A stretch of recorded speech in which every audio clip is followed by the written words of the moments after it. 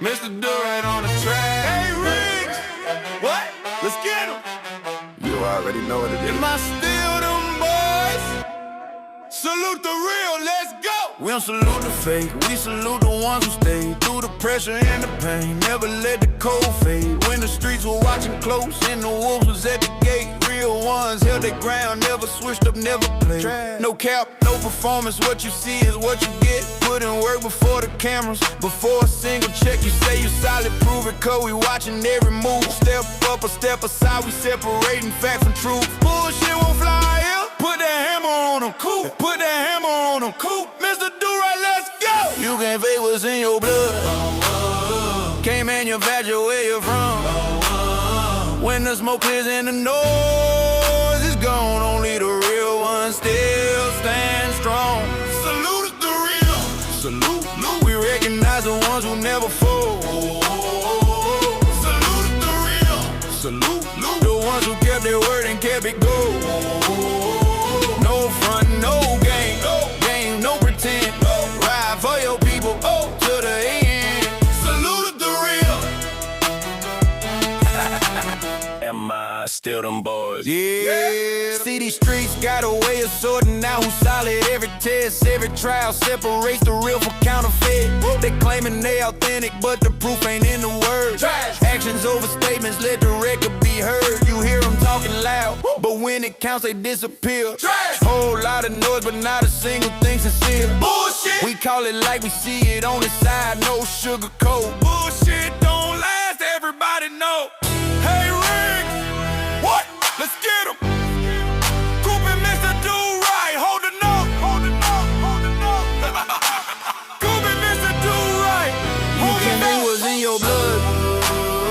Can't manufacture where you're from. When the smoke clears and the noise is gone, only the real ones still stand strong. Salute the real. Salute. We recognize the ones who never fold. Salute the real. Salute. The ones who kept their word and kept it gold. No front, no game, no pretend. Ride for your people to the end. Salute the real. Am I still them boys? Yeah. Put that hammer on them. Hey, Riggs. What? Let's get him. Coop in the building. Mr. Do-Right on the track. Am I still them boys? Salute the real. Direct production.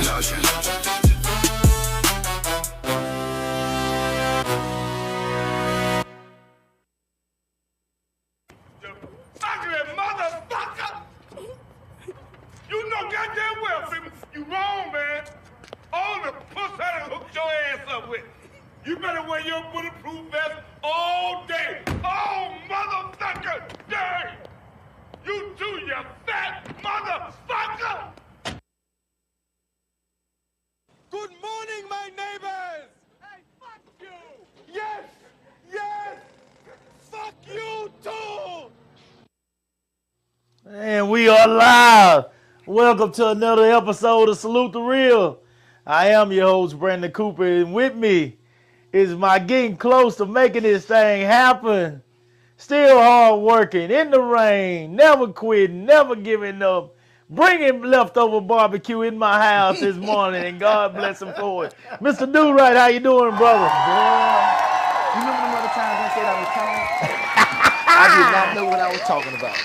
I was full of shit. I know what tired is now. And You didn't know before? I didn't know. And then right here, I still don't know. Yeah. It's still coming. Yeah, because it's going to be a lot more that day. Oh my gosh. Rhythm and Rise, guys, it's getting closer. It's June 27th. Yes.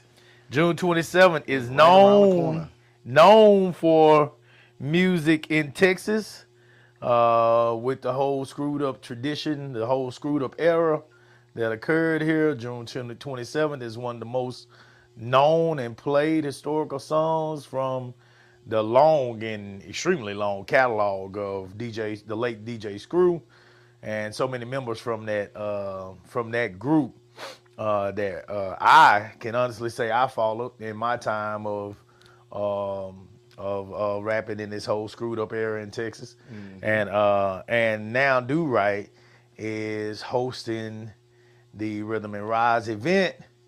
Well, you know, the Rhythm and Rise event on June 27th, which is, I think, amazing. I think that's awesome. I think that is a day of black excellence when you talk about the history of Texas music and you know, for many of us, you know, some people might not know a lot about Screw and might not know, you know, all that, but every time he says it, I just, you know, June 27th, I mean, when you hear that date, if you was part of that era, you know, it's gonna just at least ring in your head for at least a second.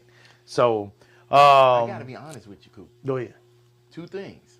One, it was coincidence that I chose June. I know you 27th. would. I know that wasn't the case. I know that wasn't the And case. two, I followed Screw, but I never knew there was significance with June. Well, 27th. yeah, you know what? To me, I think it was a birthday, if I'm not mistaken. But the song, June 27th. I mean, if you when you hear it, you'll know it. Okay. When you hear the Screw song, Okay. you'll know it. Even if you don't know it, you'll know it. That's And the then thing when about a people lot say- of Screw music. You heard it and it was, you know, undercover. Yeah. It was on the mixtapes and stuff. Yeah. And you didn't necessarily know the title of the song. Yeah. Because a lot of the It's songs underground. didn't really have a hook to say what the title No, was. they just flowing, man. It's Okay. underground. You know what I'm Okay. saying? And so You're probably right. I probably know the song You, by I heart. guarantee you know it. I promise you know it. I promise you know it. You done heard it a billion times. Okay. So regardless of when I know that was just coincidence with you.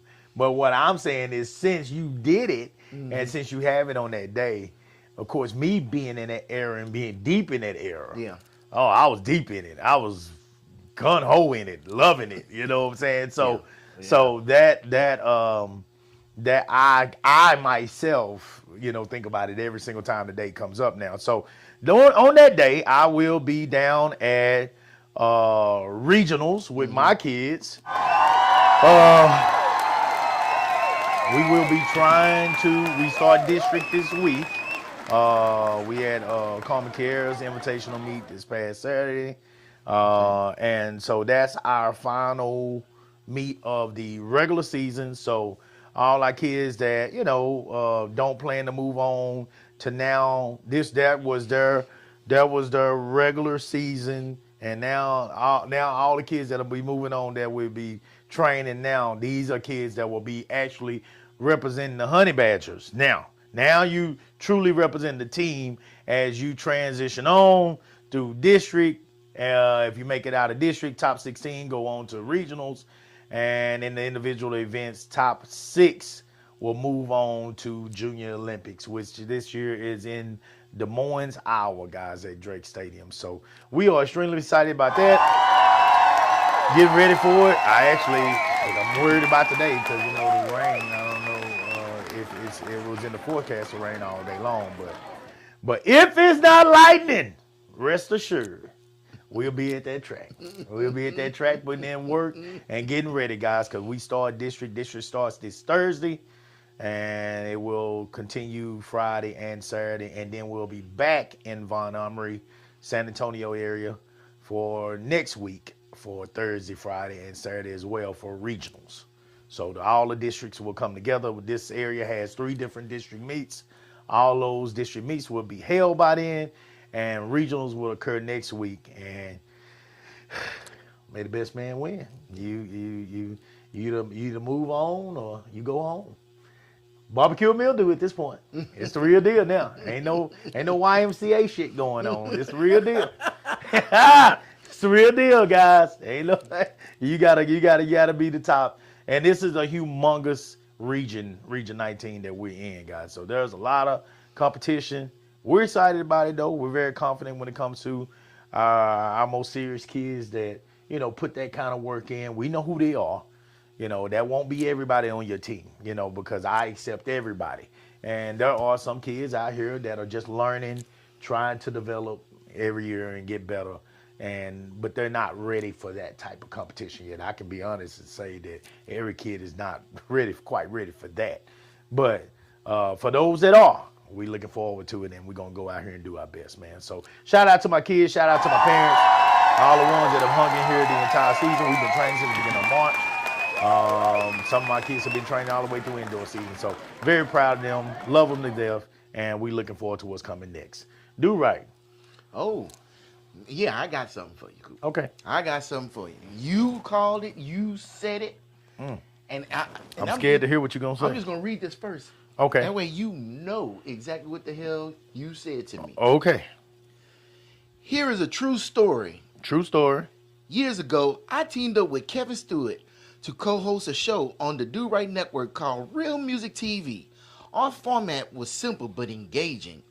We spent hours each week reviewing independent music videos, highlighting up-and-coming artists, and sparking conversations about local talent.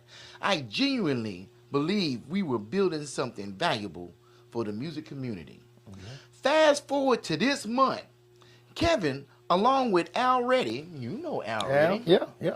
and a few other familiar faces from the scene, is putting together a live event that's supposed to celebrate local artists. Okay. Initially, I was excited when Kevin reached out to invite me to be part of the lineup. With my new album set to release soon, I thought this would be a perfect opportunity to connect with fans and promote my music. Okay.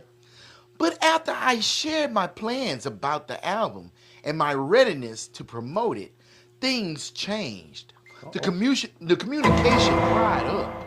And before I knew it, the event lineup was announced without my name on it.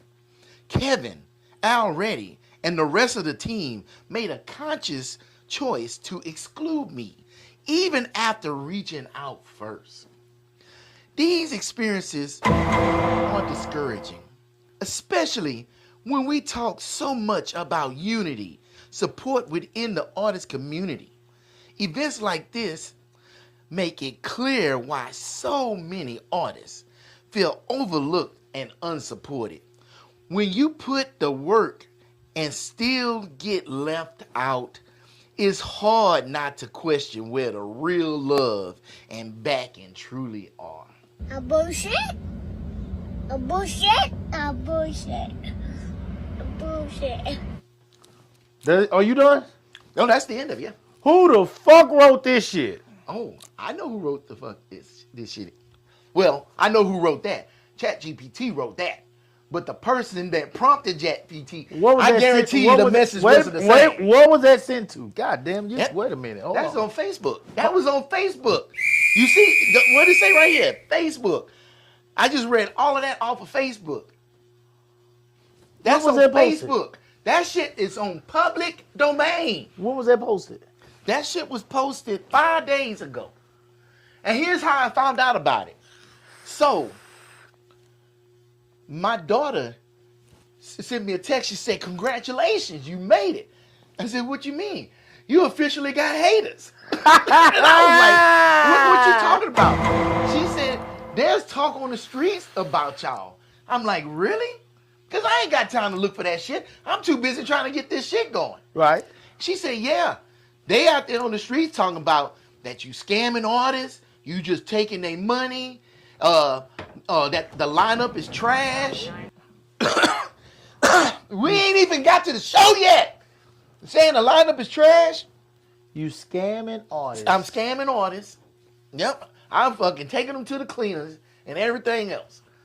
And I'm like, yo, who's saying that? But then it dawned on me. So, fast forward to about 2 days before she sent me that text. Old boy sent me a message. That one, the same one that wrote that message, and said, "Hey man, what happened to me being on the show?" I said, "Oh man, I didn't get back to you, man. It's been really busy sitting up here trying to get all this shit going. This is my first one, right?" "Oh bullshit, you just a hater." I'm like, "Dude, how long you know me? When have I ever?" This was on the phone? No, this is over fucking Messenger? YouTube or Facebook Messenger, yeah. And I said, "We've been together how long? We've done how much shit together?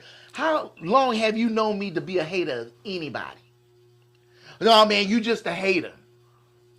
Oh, okay then. I would have blocked that nigga ass right then. I feel bad that you feel like And that. I don't even block niggas because I love talking shit. And I would have blocked that nigga ass right then. So Don't look at shit of mine no more, nigga. Because that's what he is. That's what he is. If you have, wait a minute, where the scamming the money coming from? Well, it doesn't matter. How much are you charging them? As soon as people mad, they gonna come up with anything. How much are you charging them? I'm charging them $0.00 $0.00. I'm actually paying every last artist to be there. That's why I know when, you know, hey, when we was able to make our donation, you know. Oh, yeah, that's what it was for. You said that you told me. Yeah, I'm just going out what you told me. I trust you do right, so I don't do no follow-up. You told me, Coop, I'm going to be doing for them. Yes. That's what you told me. Yep. Hey, that's what you told me. So I caught my ear kind of got caught. I kind of got lost in the rest of that damn soliloquy that you was reading there because I heard scamming out of money.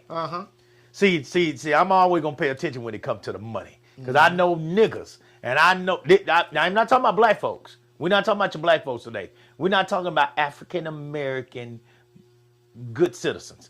I'm talking about niggas right now. What he is discussing with you guys at the moment is niggerism. Hold on. This is the person that wrote that message.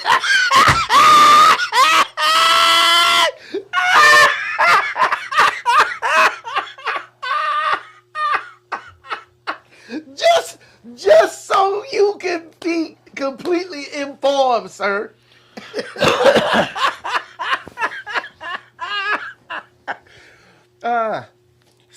So, let me say this, Coop. No, I gotta get this out Go before ahead, you go say ahead. anything else. Go ahead. I gotta get this out.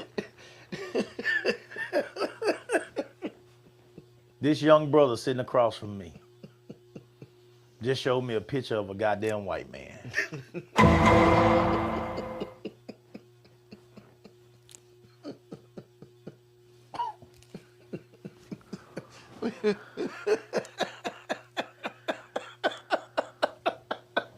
I was about to go in on niggerism. No, you still should. No, Oh, because this it's is another word. You don't need to use niggerism for them. Yeah, no, hold on. I'm not gonna give them that kind of credit. Hold on. You should. Because you know how they say they got niggas and they got wiggers?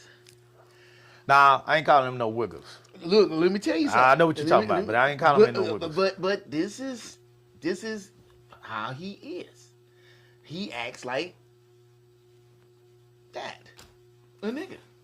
He thinks he is. It's like what he sees in the mirror is not what he sees. He sees this in the mirror. Fuck him. I'm Fuck just him. saying. He's not that. He's not that. Society don't. I don't give a fuck what he think he is. That ain't what he is. That ain't what he is. And for him to see, it's a whole nother discussion when a white man. Now I'm being 100 with y'all on this shit. The way I feel. These are my words, not do rights. Let's make that clear. This man is hosting an event. Let me break down real quick what this man is doing. This man is hosting an event for the first time. Rhythm and Rise. This is gonna be number one, uno. Okay, this man is spending his own goddamn money. He's utilizing his own goddamn house. He's utilizing his own goddamn food. He's utilizing his own goddamn equipment. He's constantly building equipment as he goes. This man is missing time at work. This man is missing quality time with his wife or with his soon-to-be wife, fiance. And she is all in, gonna be cooking, gonna be giving up space in her house, in her backyard, all this shit. All this shit coming from here because it means something to him. And I understand that he's saying that this is a white boy that, you know, looks at himself as black. But right now, in these times, or what we're dealing with and what we're facing in this community, all communities right now, for you to take time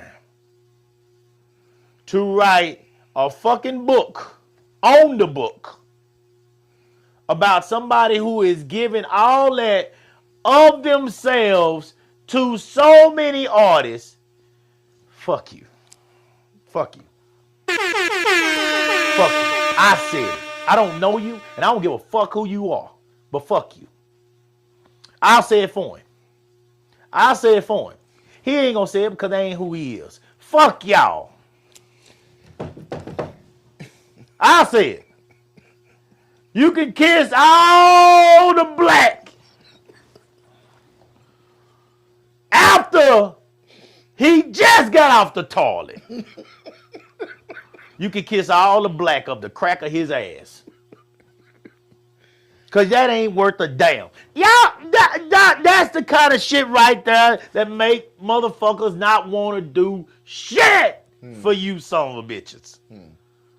Now, I know that man had that paperwork out and he was telling people to do that paperwork to goddamn get on the list. Now, for whatever reason that you didn't get that shit done, I don't give a fuck. Well, hold on, Coop. That's why I was trying to stop you. Okay. Because I want to tell you the story. Right? I don't know if I want to hear it because Yeah, it's just going to make me worse. You want to hear it. Because you know me. And when all the conversations we had in front of this camera, you know me. So I'm going to tell the Go ahead story. and tell the story. Like Go he ahead said, and this is a true story. I'm going to tell the true story. The true story. Okay, I'm going to sit back. We got a Slick Rick story today. Here we go. I did reach out to him right before I had any artists. I knew him. I knew he worked with artists. He has a studio. And like last year, I interviewed one of his artists, and I said, you know what? Let me reach out to him, see if he got any artists he working with to get him on the show. Because that's what it's all about. Young, independent artists. I'm going to say that again. It's about young, independent artists. You know, they don't have no stage. You know, they ain't got enough money to play on these stages out here. Because Right. they got to pay to play, you know. So I reached out to him. He said, well, no, I ain't working with anybody, but I got an album coming out, so I'll perform for you. And he ain't lying. The communication dried up because I didn't say shit after that. I didn't say anything after that because he's not a young artist. Oh, okay. All right. Right? And I thought it was kind of, I don't know, I felt a kind of way because when he said that, he was just like, you know, fuck putting anybody else on. I'm going to put myself on. Right? I see. And I'm like, it's not that I got anything against him or I want him to fail or anything. I don't want that. However, I'm just going to be 100% real. His energy is not something that I wanted to tie to this. Okay. And what kind of energy is this? Negative energy. Yeah, well, shit. Well, there you go then. Fuck him. Yeah, but I'm not mad because what he said is absolutely true. He didn't lie about none of the statement, and nor did I get back with him. But what he left out is, nor did he get back out with me, because the next communication from him after that, it wasn't, hey, so what you think about it? Hey, do you still want me to be on the show? It's after the lineup comes out, and he just knew his name was going to be on it. Well, we ain't had no communication or nothing. You ain't sent me no pictures, no bios, no fucking nothing. It's like, okay, I didn't do my part, and I didn't respond and continue communicating with him. But nor did he sit up here and show any goddamn interest in wanting to be in this thing. He just knew, oh, it's Do-Right, and Do-Right sit up here and do shit for people, so I know I'm a fucking shoe-in. That's the thing that got to me. It's like, it's automatic. It's like, he's put on events. I've been part of his events. You know, I went and support him and stuff like that. But I try to sit up here and be a part of it. What you need help with? What can I do? You know, he's put on several. Here, I'm putting on my very first one, and I reach out to you, hey, I'm putting on this event, and it's, oh, I'll perform. And that's it. Hey, well, you know, if you need to get some equipment, I can tell you somebody to put on. Oh, you need this. I know you need a place. He ain't not crickets. So it's like, well, so I can help you, but you just gonna sit back and just kick your feet up and wait for me to fucking do every fucking thing. And then you just come in there and swoop in and reap all the benefits from it. That's the thing that upset me. That's why I'm upset. You know how I know this your first one? What's that? You know how I know this is your first one? Huh? Because you actually feel like you have reason to explain all that. That's not even because of the event. That's just because who I am. That's just who I am. Look here. If this becomes annual, your fucking game gonna get real good. Oh, my Fuck yeah. 'em. Well, It's gonna get real agree with good. And when it becomes an annual thing, your fuck 'em game gonna get real good. Mine is superb. Fuck 'em. We don't like that you do this at your event. Don't come. Yeah. We would rather you do this at your event. Well, that's not gonna happen. Yeah. Can you please do this next year? No. Well, if you don't do that, I ain't coming. Fuck you. Well, it's Fuck you. That's already happening. I already had an artist back out because he said that. So in the contract, I had a spot for God the damn time. it. The Mr. time. Neese always got to hear me going the fuck out. God damn, Mr. Neese, stop. God, I need you, Mr. Neese, look. I need you to find, this needs to be your time to go to yoga.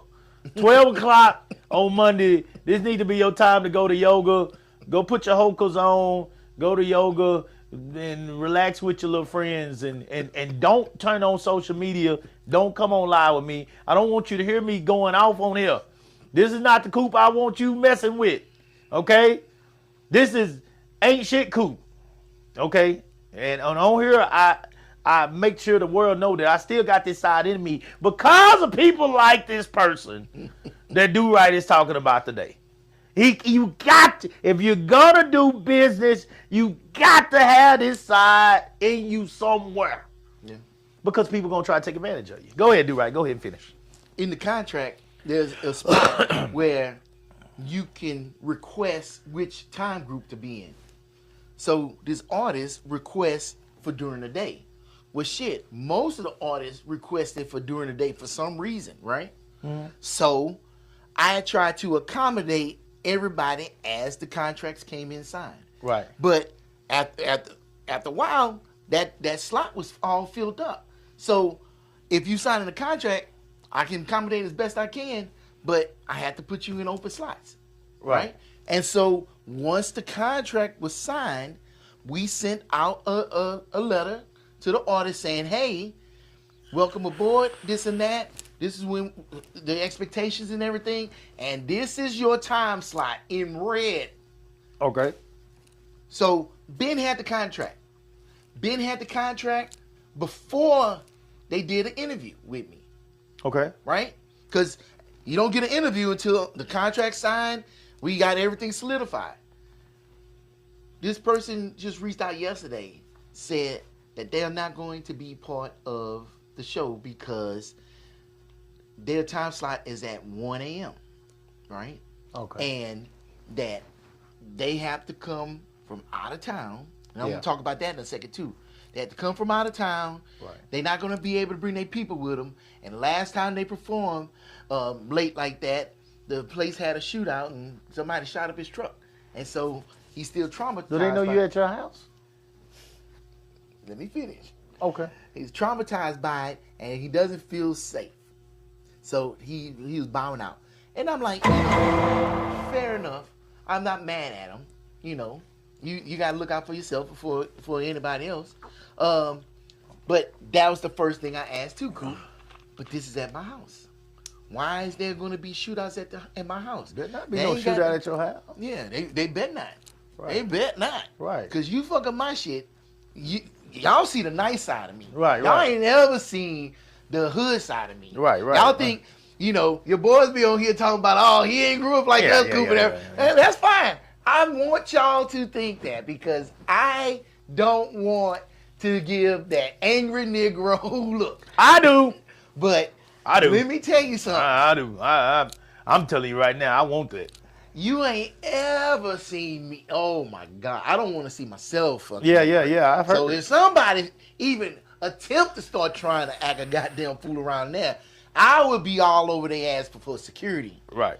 And security is going to be in the house. But Yes, Lord. he backed out on me, and I was like, and he apologized and everything. I have no ill will of blood towards this person, but this could have been dealt with weeks ago when he got the letter saying, hey, here's your performance time. Right. He didn't notice it until after the artist list was released. Ain't took no time to even look at it. So it's like somebody told me something. Take your shit for granted. They said, people don't read contracts. People don't read shit. People don't read shit. Kaylee is on it right now. We send shit out to that team 11 times before they finally do what Kaylee say. We have to go ahead and move on. She's seeing it now. She's seeing it because she's doing a lot of that for me this year. Mm-hmm. She's seeing it. God damn, Coop, they won't. God, I know it. I know it. I've been doing it myself for years. Yeah. Welcome. Yeah. Welcome. And I'm so glad we took our time with them contracts and we got that lawyer to look over it and make sure everything was on the up and up. Because anybody sit up here like performing, because you just can't just perform copyrighted material just all willy-nilly and broadcast that shit to the world. That shit would get hit so fucking hard. Of course. And we doing it on public access too. Right. So this gonna be on cable. Right. So with FCC rules, you just can't sit up here and do that shit all willy-nilly. But you know what? That contract covers my black ass 100%. I am not liable for none of that. Because I know somebody gonna fuck around and find out. But it ain't gonna be me. I ain't know that. But Miss Melinda said we have a lot of older artists performing. If he wanted to be a part of this, he could have went to the website and put in the application like all the other artists. No one is entitled for you to do their lead work. He should have done the steps like everyone else. Yeah. And I reached out to other people and they said, oh yeah, I'd be a part of it. Heard crickets from him. So, fair enough. But like you said, this is self-adjusting because it's the first one. Nobody see the vision. Nobody see it. No. It ain't out there. It's like a house. You know why houses are all white on the inside? Because motherfuckers can't see vision. Right. If you sit up here and decorate, if you were selling this house and this room stayed like this, somebody walk in, oh, this is terrible. I don't see what the point of this is. Because motherfuckers don't have vision. Right. But then, as soon as they see a show with us here, they be like, oh, wow, that's fucking amazing. Because you got to show motherfuckers everything. Right. Right? So, I get it. A lot of people didn't get back. They didn't submit nothing because they don't see it. I 100% guarantee, Coop, next year, when I'm not even asking nobody shit. We just going to post, we're looking for artists. Right. That's all we going to say. And I guarantee you that we ain't got to go hunt nobody down. We ain't got to beg nobody to sign no contract. We ain't going to have to do shit. If anything, we're going to have trouble trying to keep up with all the fucking entries and shit. Okay. Because when the social media promotion was to, hey, I want to be on board. And then once we got all the artists, hey, man, what about me? What about me? So I know next year is going to fucking be crazy. I know. And you're right. The give a fuck factor, because, oh boy, he asked. He said, is it any way possible I can switch my time? And I was like, no. Right. We already locked in. Right. We already got our artists. We already sent out all the information saying with time and everything else. You failed to see that. When it went out to you, maybe we could have done something. But it's too late now. Right. We sent the lineup out. You know what trips me out when you talk about, based on what you're saying right now? They'll say, well, I ain't coming or I ain't doing this. You ain't going to have me then. Okay. Yeah, we already got a replacement.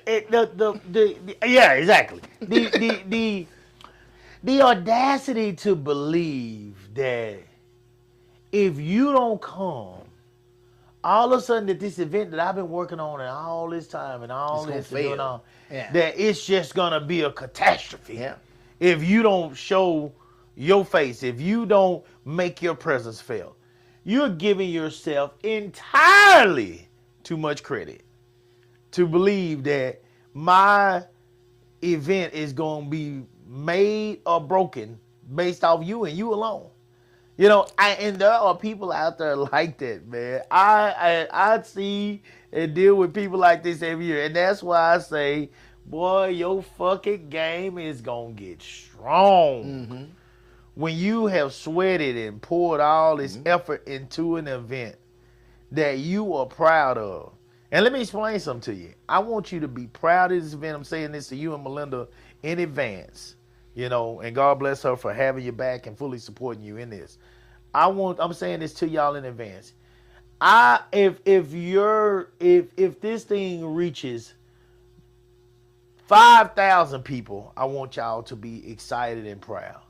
If this thing reaches 200 people, I want y'all to be excited and proud. If this thing reaches 50 people, I want y'all to be excited and proud. That is how you got to approach this type of stuff. Because if you stay the course, if it's something you really believe in and you're doing it because you love it, if you stay the course, it does not matter. No. It's going to grow. Yeah. It's going to grow. As long as you keep putting, I tell people all the time, you cannot put that kind of effort into something consistently where you're giving of yourself, your money, and with y'all, your home, you know, and things not grow. It's going to grow. It's going to grow. There are people out there that are going to appreciate your structure. Oh, already. The system that you got in place. There are people out there that are going to truly appreciate that. Everybody wants structure. Everybody wants something that's organized until it comes to them doing their part to make sure that it remains that way.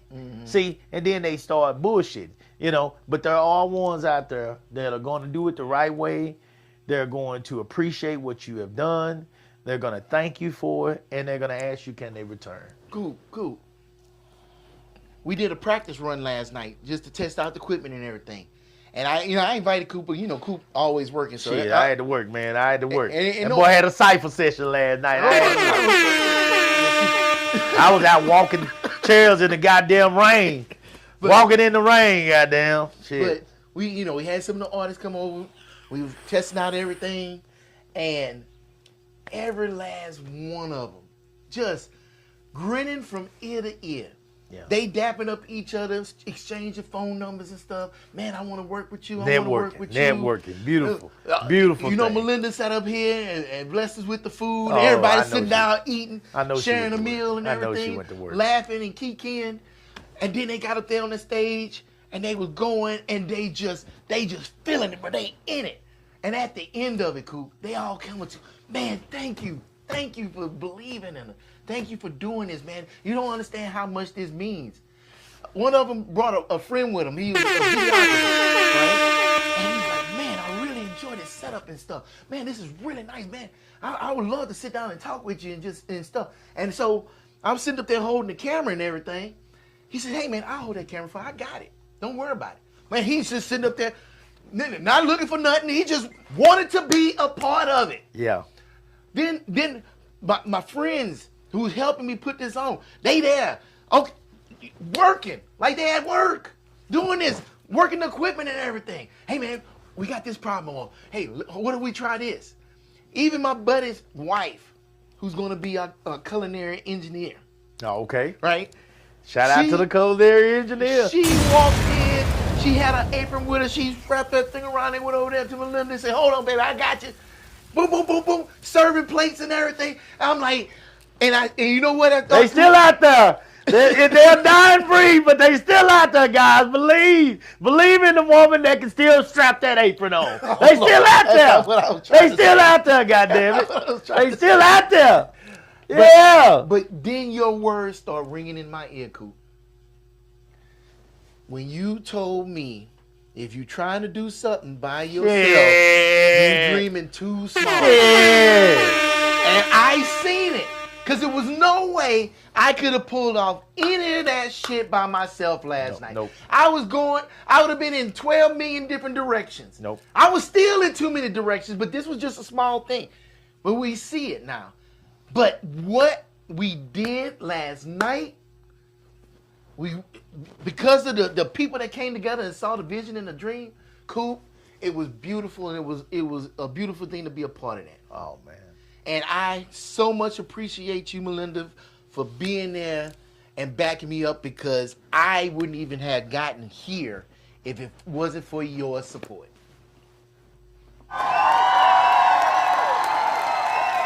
Shit. I could not be great without her.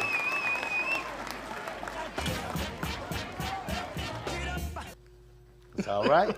That's all right. Man, she was doing it too.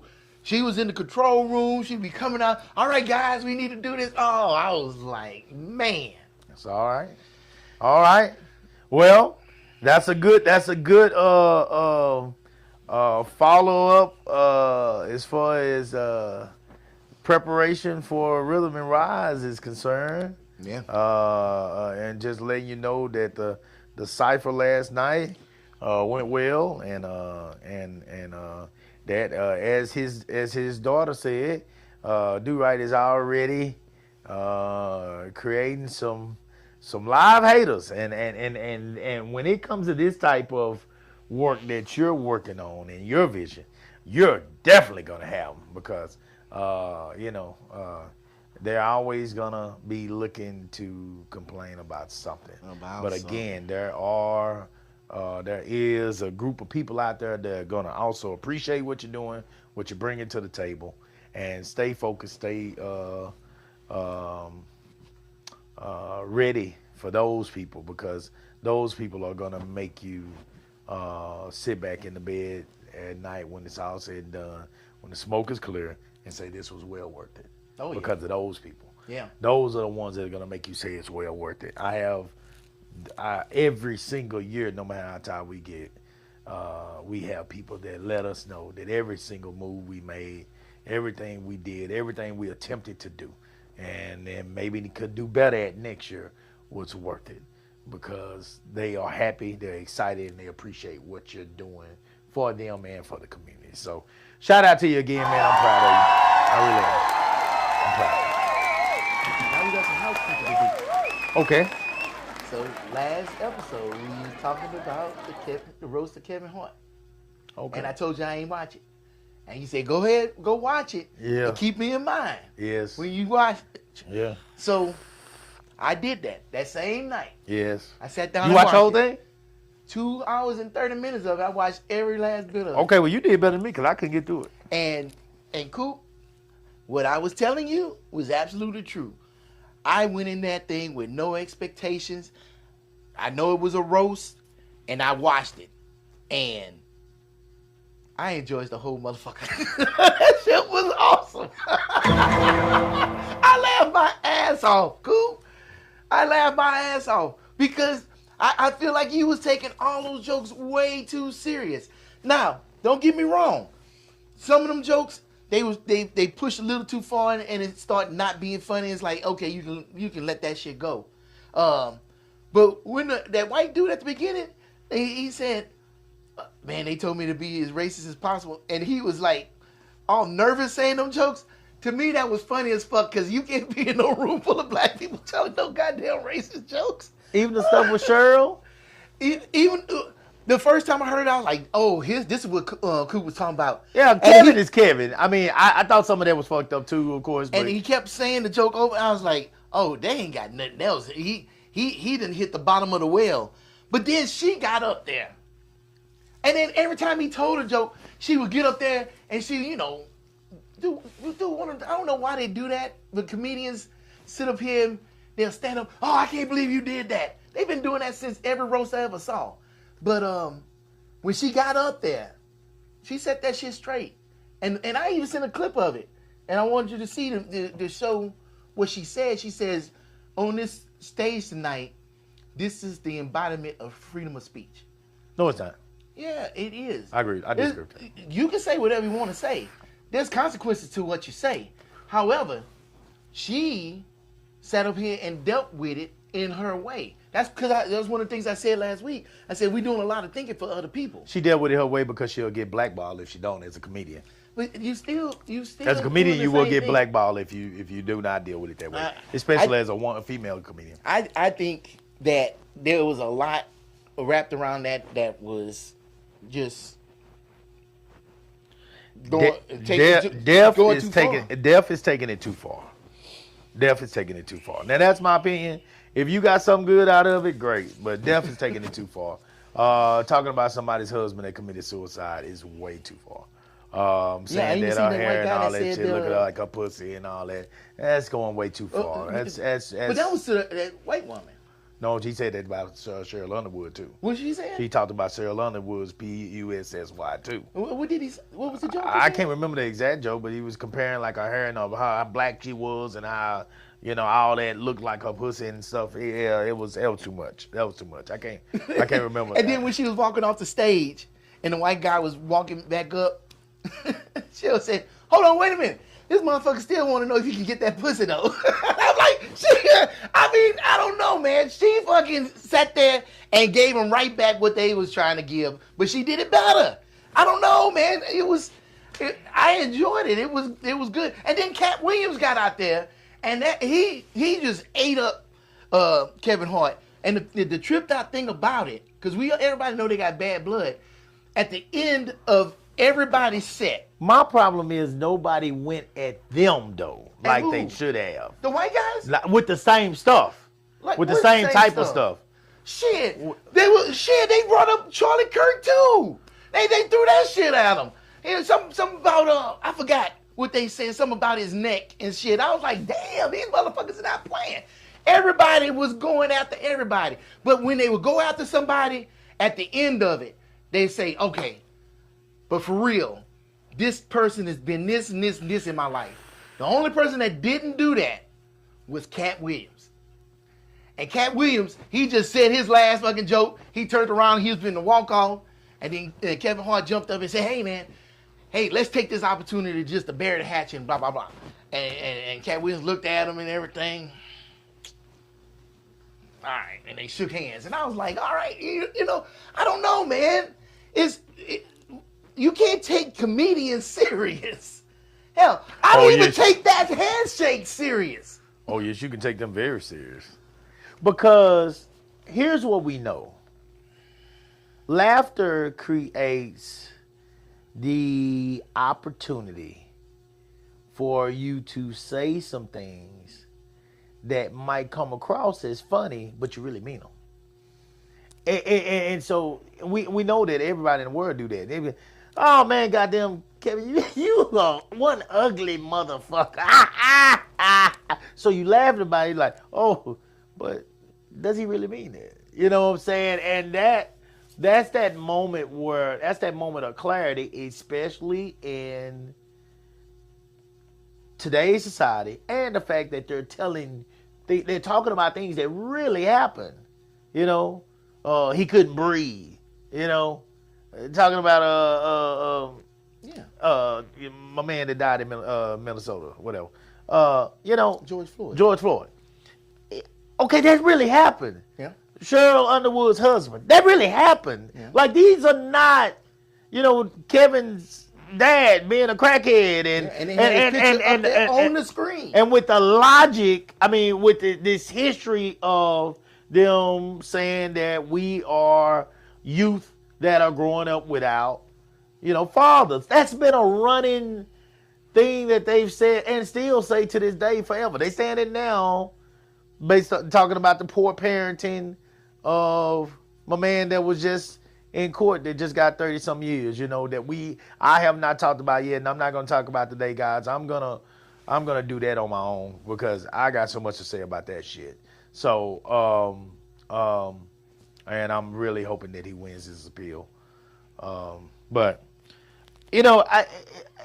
that was what you see in those situations is a opportunity for them to say what they really feel. They call that white woman all kind of whores, that white comedian. That's really what they think because she got knocked down by a black man. and 50 Cent knocked her down, and so yeah, you're a whore. They talked about. So this was it came across. Yeah, 50 Cent was knocking her down. No, that's not what. Everybody hit her on the same thing, but yet she hit everybody on their shit too. Everybody, Dirty Laundry was out there on that stage. Everyone, and that dude that made that George Floyd joke. Is that Hinchcliffe, whatever his name? Yeah, whatever it is. You know, he out here, from Austin. But he, according to that stage, he done took more dick than she did. Oh! That's what they said all that shit on the stage. Whoa! She even made the comment. She said, "You just jealous because I done got one more black dick than you have." Whoa! That's what that's what I'm saying. Everybody hit everybody as hard as they could. Because that's what a roast is. And it was just comedians fucking joke. And the difference with the joke, I hear what you're saying. If you in a boardroom or in a meeting or somebody and somebody make a joke, oh boy, you sure is black and ugly. Well, just because people laugh, I know you really mean that. Because we are not in the environment for jokes like that. Now, if I was in a comedy club and the comedian's up there and he look at me and say, boy, you sure black and ugly, I'm going to laugh because we in a comedy club. That's what comedians do in comedy clubs, and everybody paid their money to laugh. That's why you laugh first before you even think about what the fuck they said. Because your mind state is to laugh. Saying that you're ugly, though, I just made that example. I just made an example of that, just using that, Saying that you're ugly, because they might really think you're ugly, but saying that you're ugly is one thing. Saying that if somebody was going to lynch you. Oh, on a bonsai tree? You're so short, they would have to use a bonsai tree. That was when funny. you... That was funny. That was a very good joke. And it was delivered very well.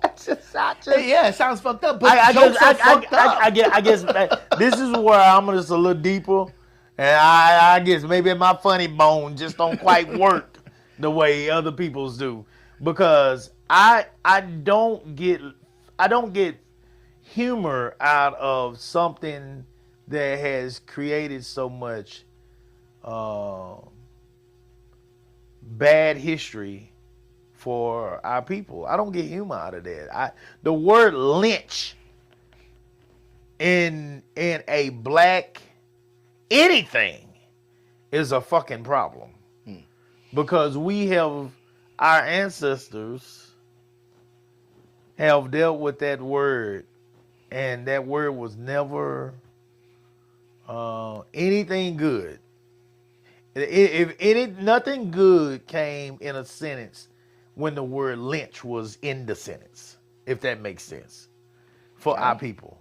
And so to put a black man in a sentence that includes the word lynch, I can't see how that is considered humor. That's just where I'm at. Again, and they do it because, again, like you're saying, there is an audience out there for it. It just ain't cool. It just ain't cool. There's an audience for it. You said because the audience, you enjoyed it. Oh, you said it was great comedy. Saying, but when you say there's an audience for it, it's like racist jokes. There's an audience, and there is an audience for people that support that. Yeah, you say you enjoyed it. I'm not sitting up here saying that I'm the audience for racist jokes. It was a well-told joke at a comedy thing. I know. And that's what I'm not even really an audience for, because I don't really go to comedy like that. But I saw the humor in it. I didn't take it serious, nor did I think that anybody was serious about what they were saying. Well, that's what I'm saying. That there's some people out there that are gonna look at it the way you're looking at it. So, there was a whole stadium in Inglewood, California, that was sitting up there laughing their asses off at the same jokes. Okay. Now, Lamar Odom didn't laugh because they put the camera on when they told the joke about him. And Regina Hall didn't either. So obviously, Regina Hall feels the same way I do. But Regina Hall got up there and she was doing some fucked up jokes too. So you don't take her off the hook I know either. she wasn't fucking laughing. But also found out nobody really said any jokes about Regina Hall because she was a last minute substitute and nobody wrote anything about her. But I guarantee you, if she would have been part of the original cast, she would have probably caught some strays. They too. tore Lizzo ass up too. And it wasn't even that bad. It wasn't that good either. And Lizzo would laugh at every last one of them jokes. They tore her goddamn ass up. And They told her she gave too. She did really good. She didn't give good enough. Man, I think good is taking it She didn't give good enough. too serious. Yeah, Lizzo did she- really good. No. When she came out there with that flute and she had all them little people with her dressed up in all them Yeah, I saw characters that as part. Kevin I saw Hart. that I like the Pied Piper. I thought that was really good. Yeah. That was good. That was good. She did good though. Ah. But I mean, they tore her goddamn ass up. I and this is where I do defend black women. And I guess, hey, if they put themselves in that environment, then I guess you got to take it. But But why? guess, I don't get that. Why do black women need to be defended when black women are just as equal as men? No, they're not. If men can get talked about, why women can't get talked about? No, they're not equal to us when Yes, it comes they to are. this. No. End of the day, they pumping the same blood through their heart just like men do. Just because there's a upper body strength difference doesn't mean that they are not human. They're not less human than we are. They don't have no less brain capacity than men.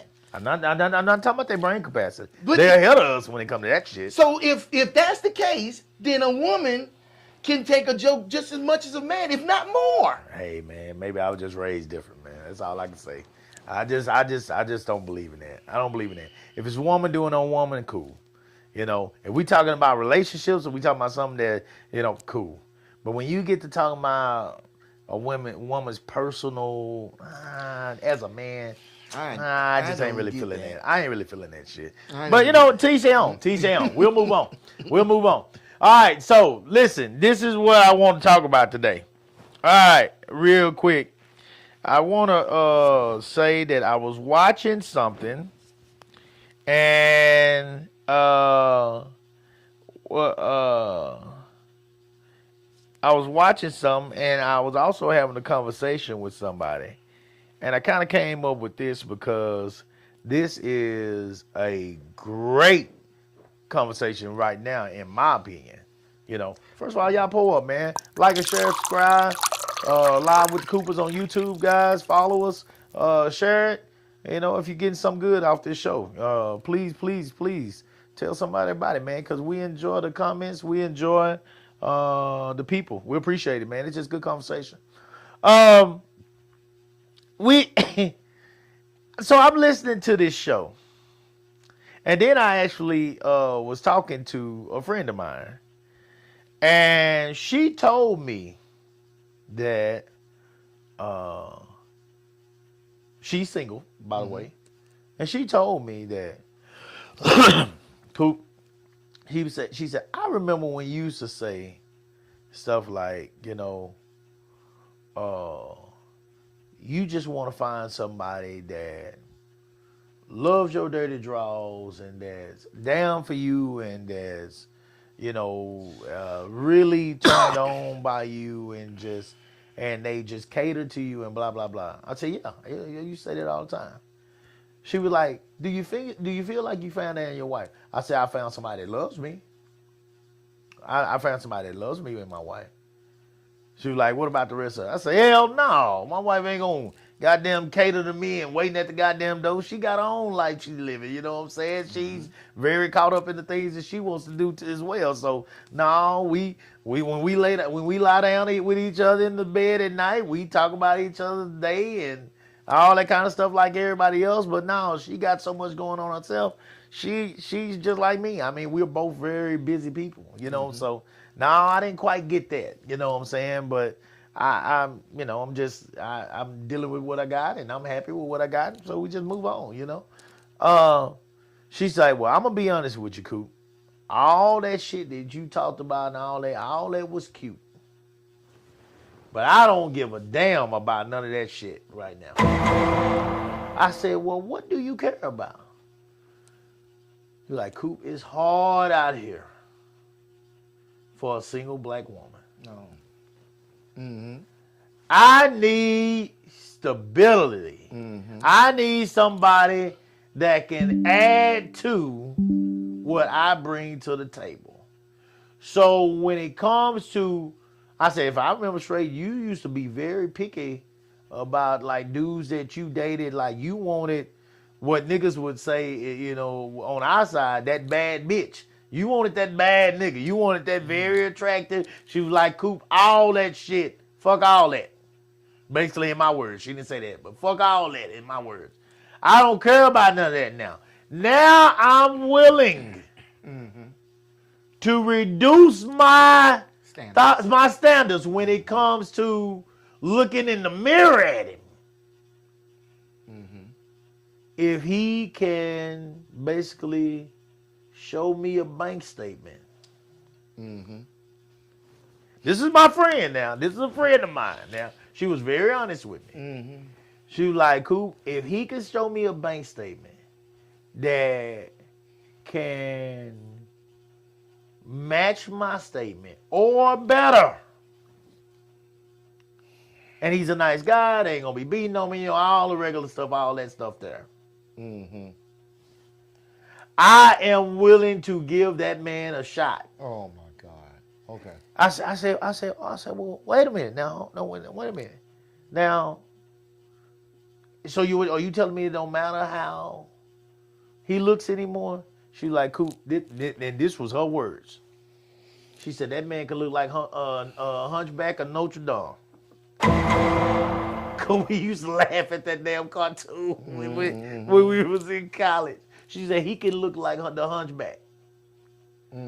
I said, you bullshit. She said, shit. No, I'm not. I'm not playing. She was for real too. And she's same age as you. Yes, we went to college together. Hadn't talked to her in a long time. I say happy birthday to her. I say, man, you know, I always try to reach out to people, say happy birthday when their birthday come up on Facebook. I say, happy birthday, man. Hope all is good. You know, I was well with you. I hadn't talked to her in a while. She was a real good friend in college. You know, everybody just go their own way, you know. And I just, you know, asked how she doing, everything. Hope she doing well. And she like, nah, well, you know. She like, I keep up with you, Coop. You know, I just don't say nothing on your page and all that kind of stuff. And so that's how we ended up talking about that. And she was, but she said now it's about stability in these streets. So with that being said, and this ain't no bad looking woman. She said it's about stability in these streets. So with that being said, my final question to her, and that's what my question is going to be to y'all today, is love more important than financial stability in relationships?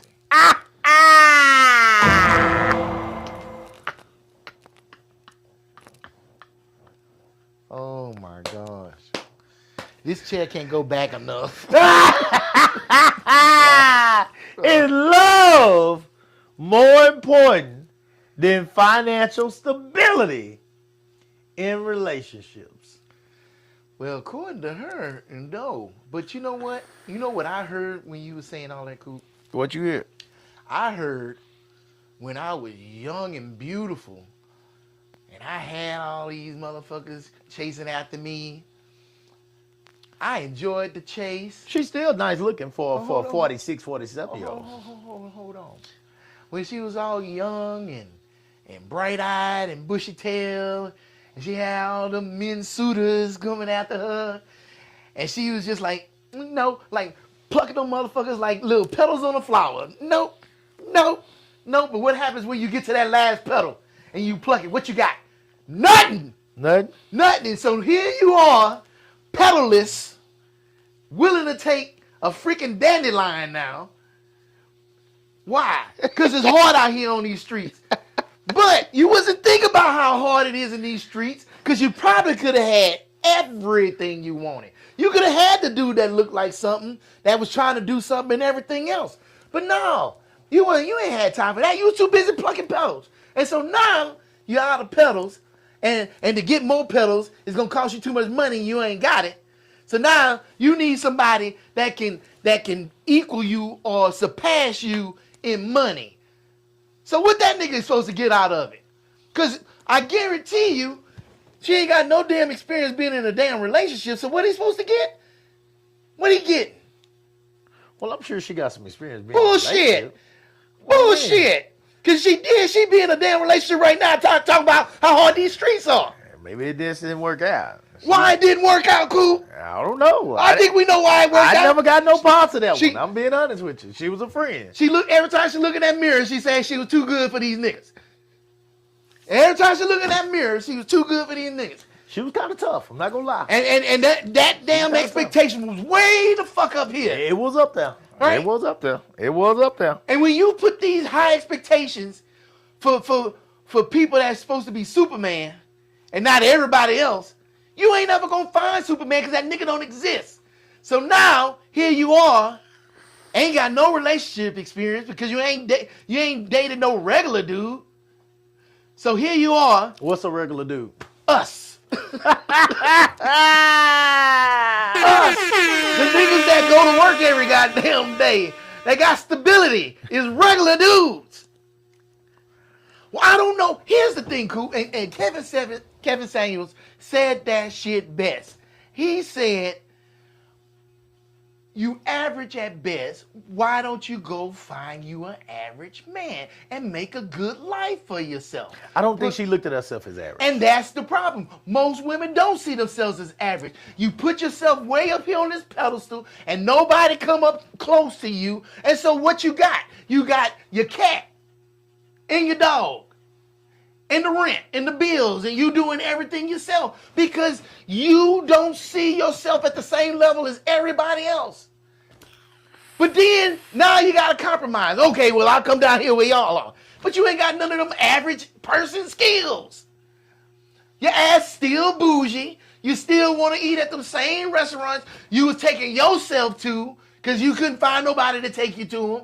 You still got that same taste, and now you want this average ass nigga to sit up here and fulfill all your dreams. You want to go to Jamaica every goddamn year. No shit. And you gotta go to Niagara Falls and shit. And you gotta go on your shopping sprees still.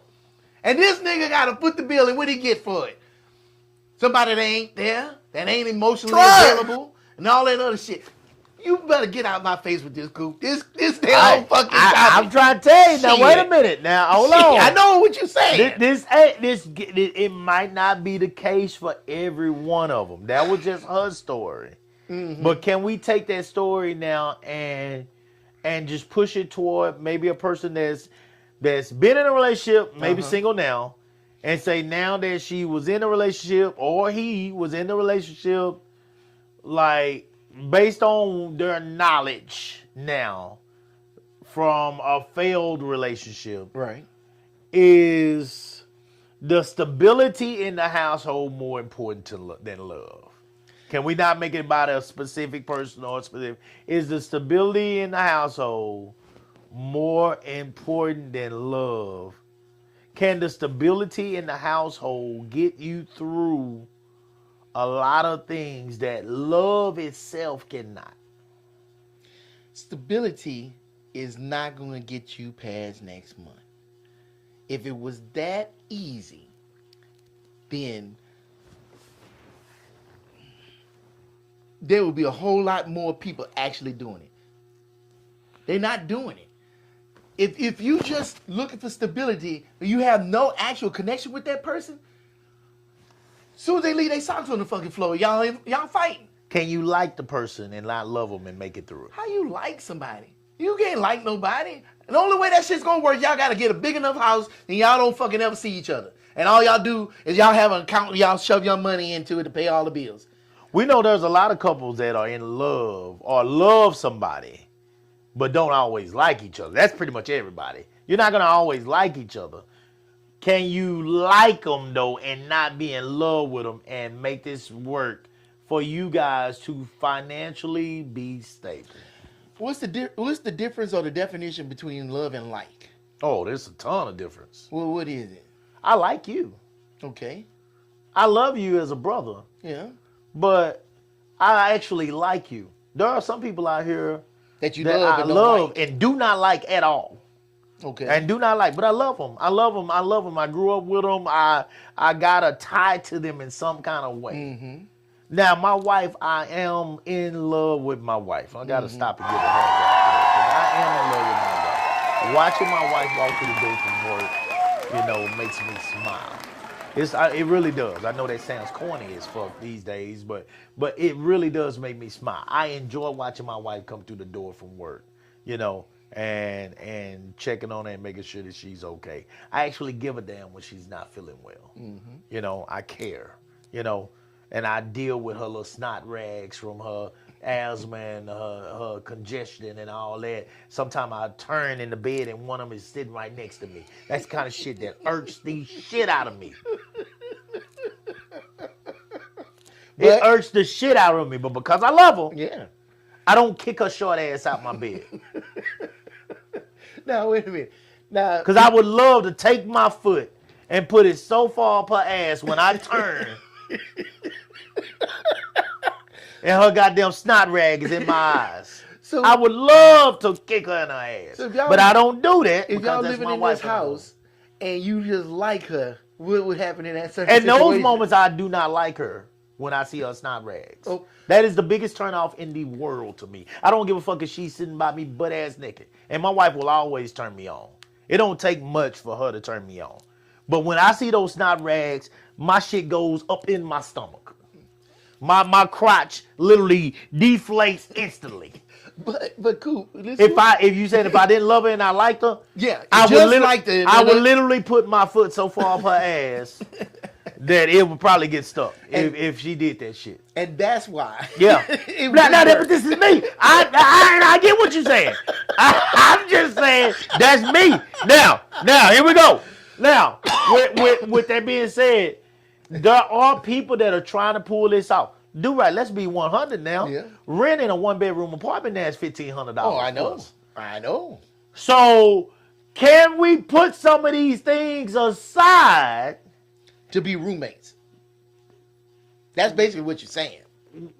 With some Or with benefits. Benefits. Roommates with benefits. Yeah. Soon as those liquids start combining, those feelings gonna start fucking combining. Cause you can sit up here and say, "Oh yeah, we just roommates and we just fuck on the side," until one of them motherfuckers go out there on a date with somebody and watch the fucking fireworks go off. Can it work enough to where you grow into this? Coming to America.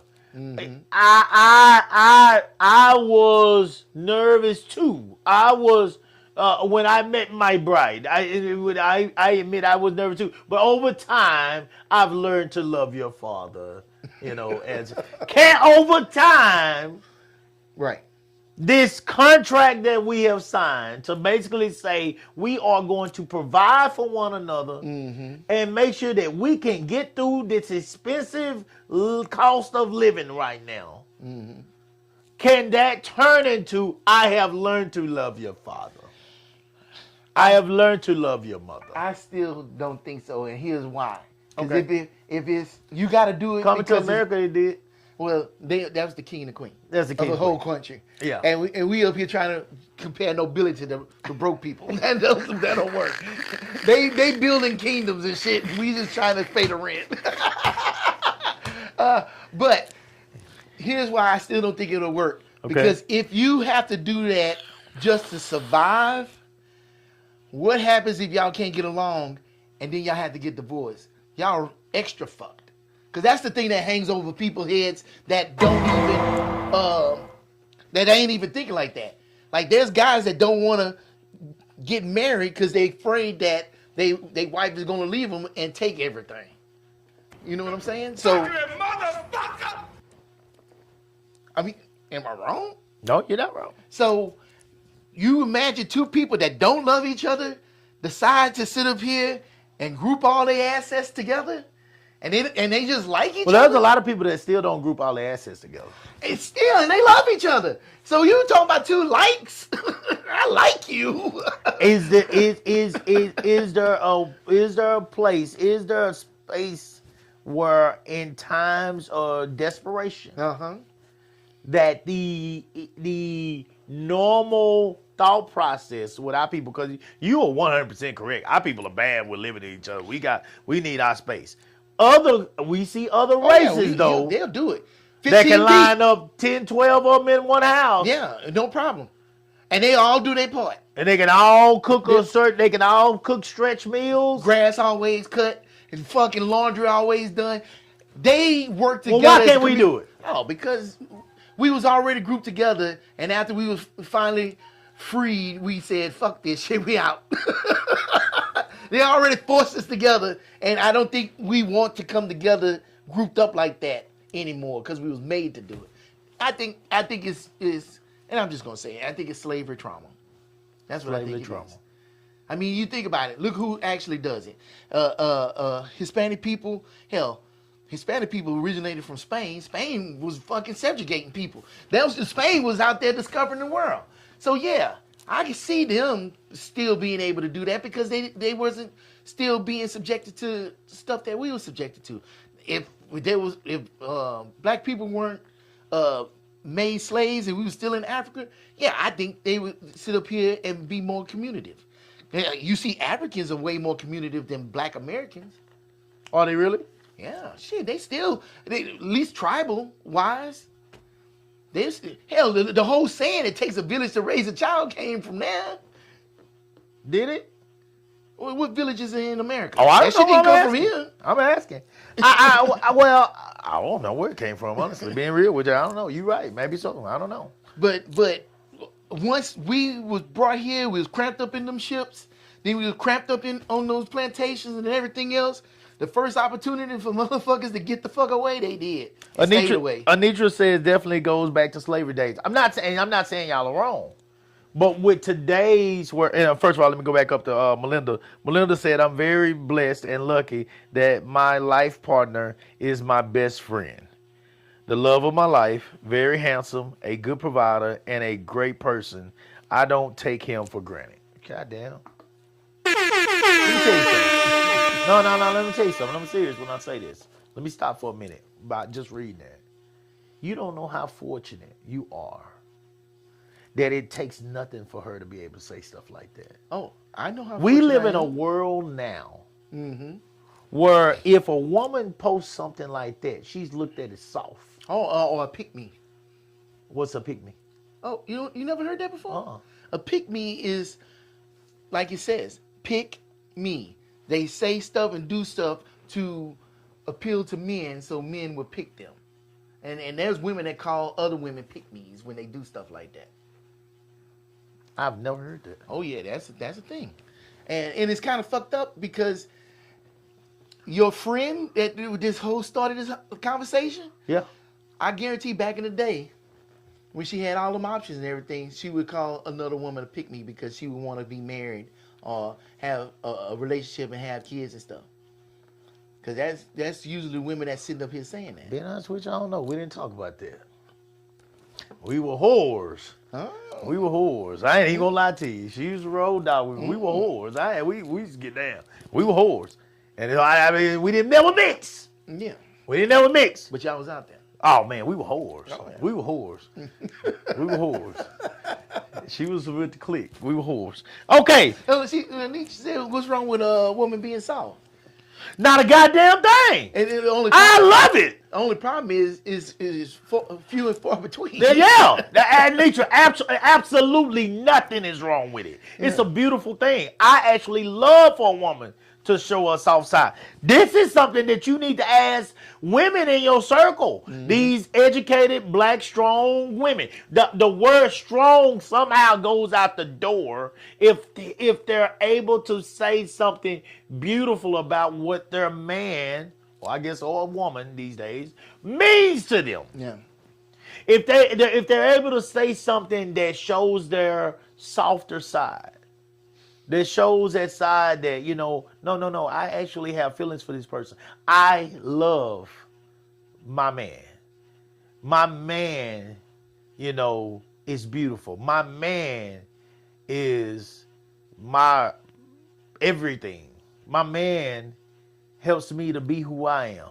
If they say shit like that, it's going to be a woman. I promise you, Anitra, if you stood up right now and said, Tommy does things for me that makes me click inside, that makes me, that turns me on inside, that literally makes me glad that I am a black woman with a family and not out here alone. I guarantee you somebody, oh, bitch, sit down. Oh, oh shit. Yeah. Sit your ass down. I promise you ain't gonna do it. Here's how I know. I'm gonna tell y'all something. Go somewhere and play some music. Mm-hmm. You know, because I'm on this DJing thing Yeah. now. I did it again Saturday. All right. Go somewhere and play some music. Play one fucking R&B song. Mm-hmm. And I promise you, before that song get to the second verse, you're going to have a black woman that's going to tell you, turn that shit off. These motherfuckers don't want to hear shit about love. They don't want to hear shit about love. They don't want to see nothing soft. They don't want nothing.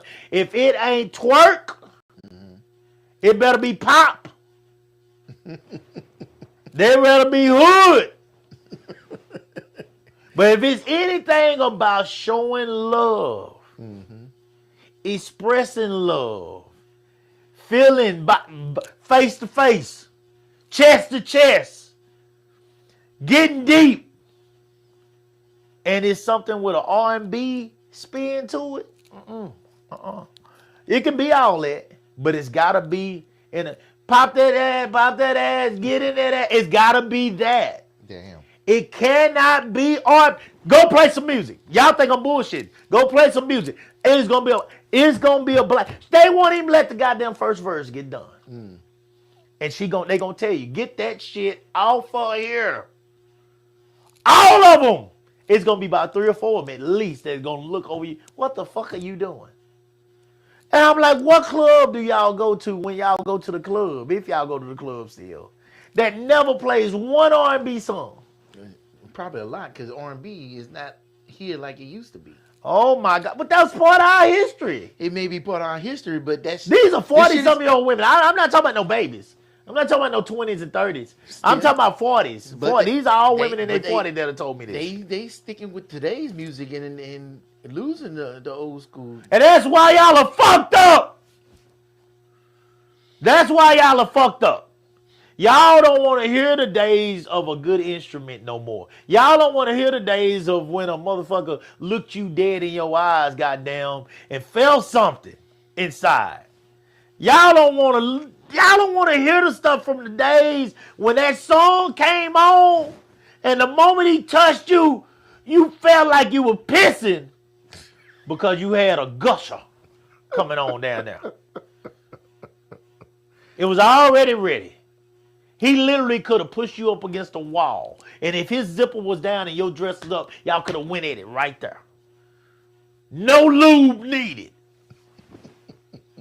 No lube needed. These are things that happened back in the days. Not because you were being a whore, but because you felt something. And in that moment that you felt it didn't matter what the fuck y'all was. Because it was you and him. Usher talked about it. I want to make love in this club. That kind of shit was happening. I have participated in that activity. And it's a beautiful thing. Damn, you was a whore. I was an absolute whore. What you talking about? I have participated in these activities. It's a beautiful thing. It's a beautiful thing. There's a lot of them on here that done it too. I just ain't scared to admit it. I'll tell it. Hell yeah, I participated. It's a beautiful thing. But these kind of things won't happen no more. Because if they do happen, it's not making love.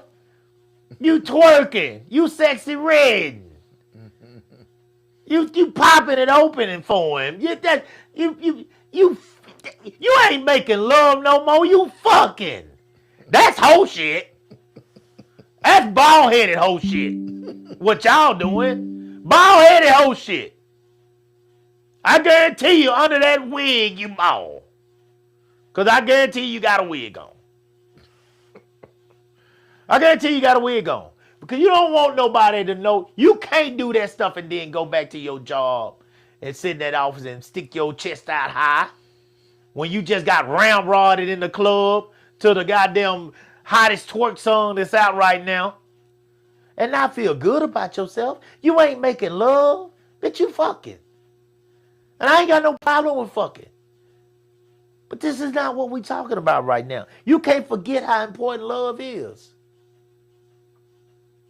So as I answer this question today, It ain't no amount of money in the world that's worth the value of true love, guys. To know that somebody truly loves you. Not to me. That's my opinion. But again, I'm not money hungry like that. Never have been. Yeah, I think it's a different situation. I never have been money hungry like that. I'm not going to choose somebody over money and know that this person really does not cut for me like that. See, that's not a guy thing. Well, ain't nobody coming to no guy's rescue. No guy is gonna sit up here. Me and my partner talk about this all the time too. That's not true. Do right. Who comes With to all the due guy's respect. No. I'm being honest with you right now. With all due respect, there are women out here that are natural nurturers. Yeah, I agree. Natural nurturers. They can't help it. They love to build a man up. Oh, yeah. They'll take that raggedy motherfucker Yep. and they'll make him look good. Yep. They'll get his hair cut. They'll get his toenails clipped. Yep. They'll get his fingernails done. Right. They'll take him to the weight room with him. They'll feed him. Oh, they'll feed him. They will feed that man like his mama used to feed him. Yep. They will take him shopping. Yep. Thin line between love and hate. She took him shopping. She did this. She did that. We're going to invite him into his house. Show him Lalique. She was going to show him all kind of things. Yeah. Showed him how to ride horses. That nigga was out there falling off the shit. Martin falling all off the goddamn horse. She's showing him a different life. And she'll end up on her ass, in the process. And that's what happened to her in that movie. But these is women out there that are natural nerds. Now, I'll be honest with you. I was never one to take advantage of those. Because I didn't like taking, I'm still this way, right? I don't like taking nobody's money. Mm-hmm. So I never took money from them. I never liked taking money from them. If they did something for me, they did it because they wanted to. Now here's what they could get me always. And you already know. Boy, they put a meal on that table. Goddamn. Shit, I'm on the way. You mean all I gotta do is drop this hammer and you gonna do that? On the way. Shit, pull your drawer to the side as soon as you open the door. I'm on the way. I got you. Oh, if you gonna feed my hungry ass, I'm on the way. And they. Oh my God, I was with a girl that could cook smothered. Oh shit.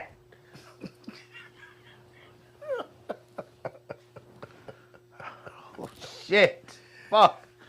Woo, Lord have mercy. That girl could smother anything, including your crotch. Shit. Man, look at her, man. Look, I know I love my wife. Mm-hmm. I know I love my wife because I know how important my stomach is to me.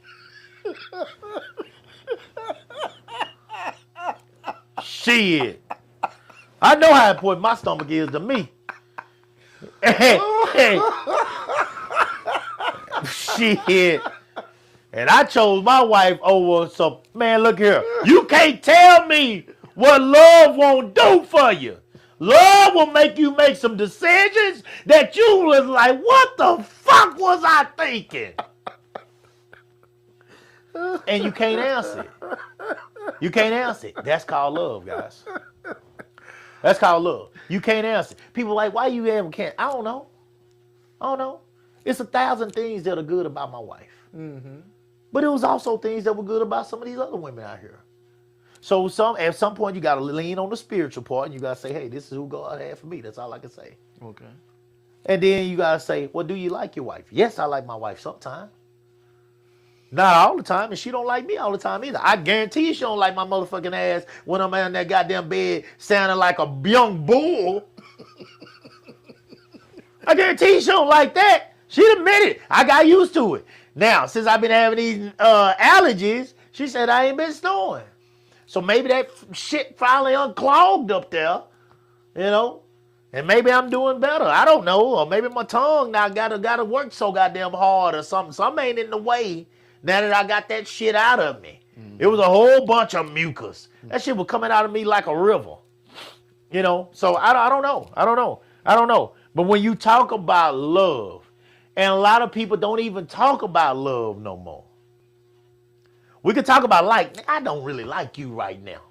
Like I said, like your snotty rags. You know, that's something that I don't really like. I don't like the lint ball draws. Okay? The lint ball draws. The big old draws that you pull up that look like the pins that got lint balls on them because you done had them since 2002. I don't like those. Now, my wife has made the necessary adjustment. She don't wear them some bitches no more. God bless her. I don't like looking at her body in those. It don't supposed to be in them. I hate them. The world gets those draws now. The big bloomer thing that she pull up clean to her titties. The world gets those draws. Don't bring them motherfuckers to this bed. I don't like them on you when you laying next to me. Put on that moo-moo and don't put nothing under it. If you got to have that moo-moo on, put that greasy motherfucker on. But don't put nothing under it. If you're going to come to bed with a pair of drawers on, come to bed with a pair of drawers that's so thin as it starts to go down that triangle that it don't take nothing for that hard hammer to reach around them. Damn. Don't you come in that bed with them big ass drawers on. Don't you come. Your husband is not going to like you when you wear breeches to bed. That's what they are, cut off breeches. They might well just be cut off breeches. You might well have some overalls on. If he got to go around all that shit and he been with you 10 plus years, that nigga is going to go in that bathroom and jack off and go to bed.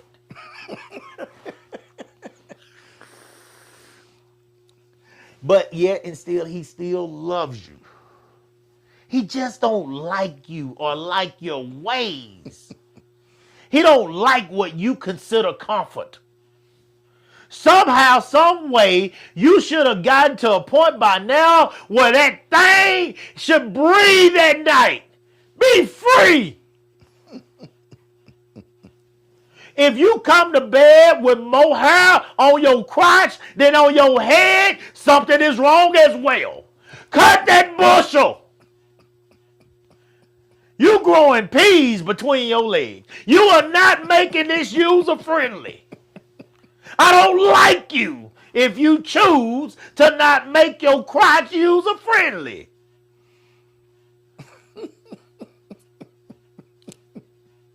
When you've been together 5, 10, 15 years, you should have no problem putting your mouth on your spouse. I'm not going to put my mouth in a bushel of hair. It don't belong there. They got blades for this shit. Use one. Pick one, goddamn. They got shit called lawnmowers. Pick one. Get it. It's on Amazon. They'll bring it straight to your door. Buy one of them motherfuckers and utilize it. Cut that shit out. You ought to be ashamed of yourself, young women, if you are coming to bed with that man with a bushel in between your crotch, in between your legs. You ought to be ashamed of yourself. There's nothing wrong with a little hair. I'm talking about a bushel. Matter of fact, a little bit is cute, especially if you trim it up and make it look nice. But a bushel, guys, don't come through that. If you put on some nice drawers and you got lumps in the front,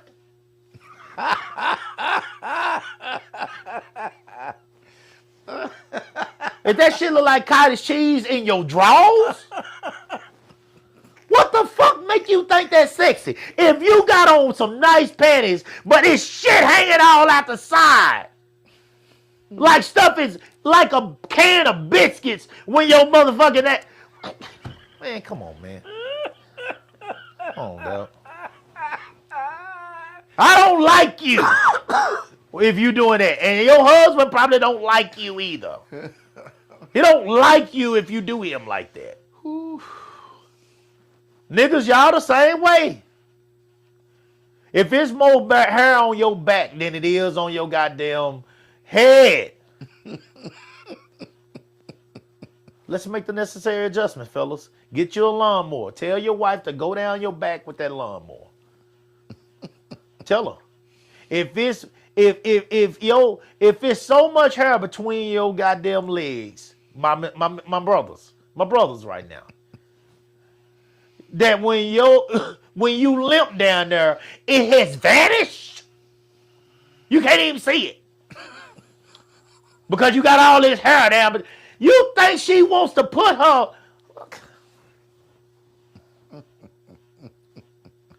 Do you honestly believe that she thinks you have cleaned your scrotum well?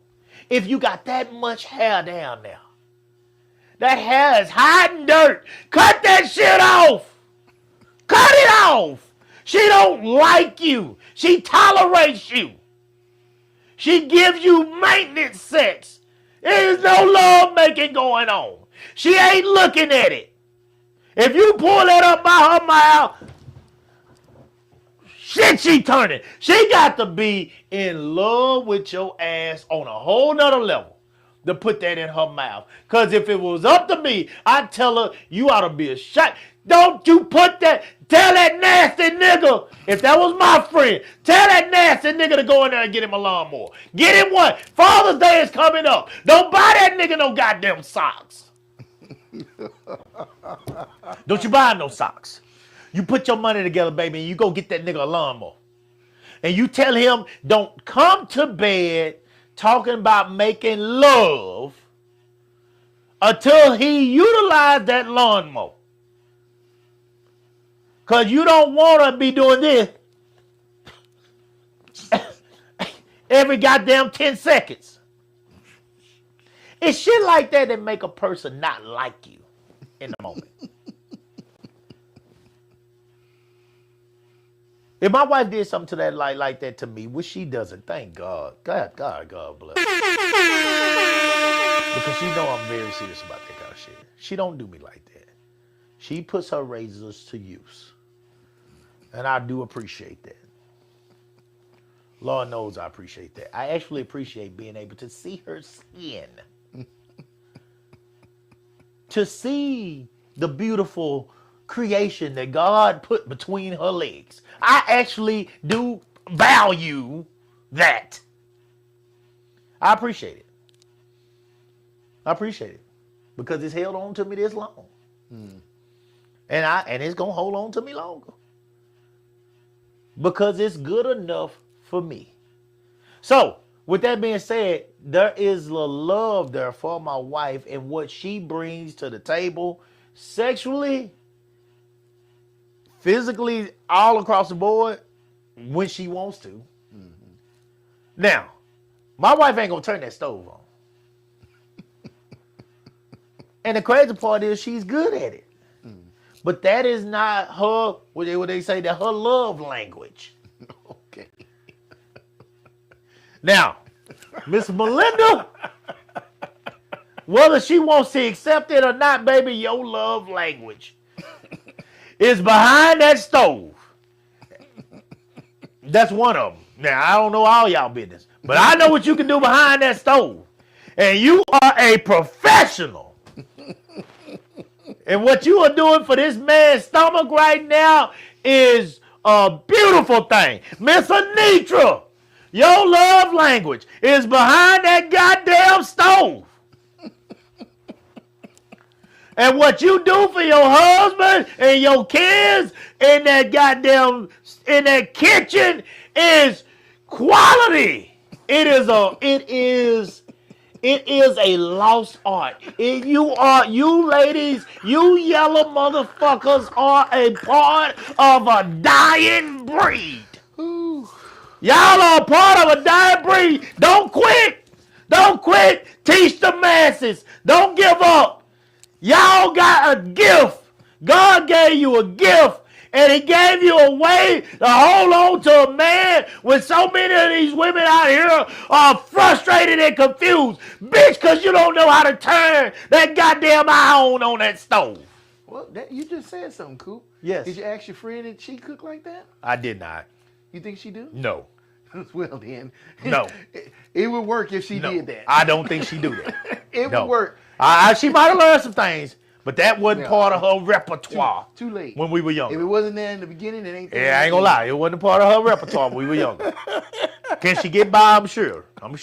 But what these women I'm talking about right now are doing, what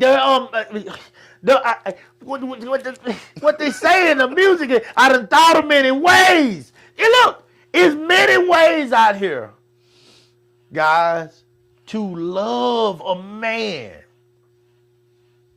and make him go out here and get that financial stability for you. Boy, you put a meal like that on that table, smothered.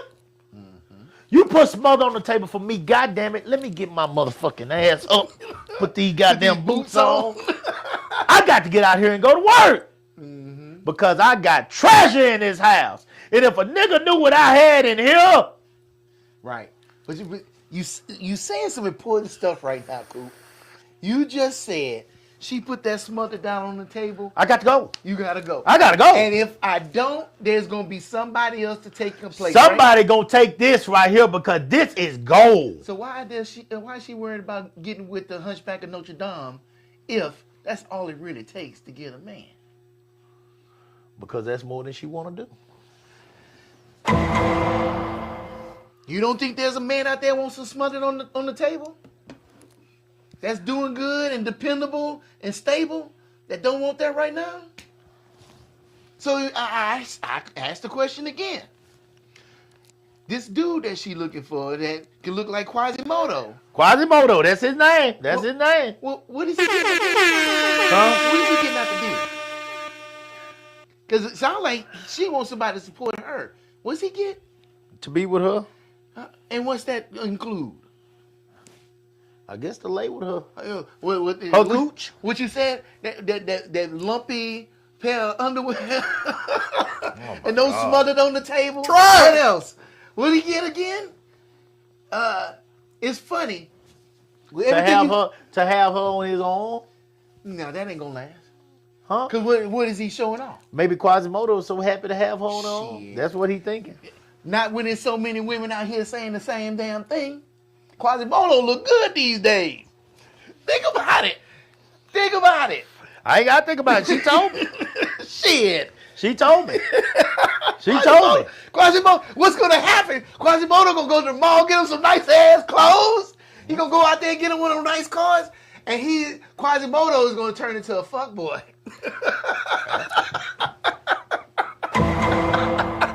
That's what's gonna happen.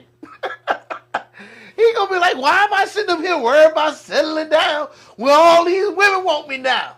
Woo, Miss Melinda. Man, Miss Melinda, go on, man. What you gonna read make that some men. shit you You made gonna me make get me in trouble? You gonna make some men too goddamn jealous. So they'll see this show. Miss Melinda say, "Do you hear him, Kevin? Yeah, I hear Do you hear him, Kevin? You fucking me up. That's what I hear. You know what I mean? Oh, Miss Parker, God damn it, Miss Melinda say, "Do you hear him, Kevin?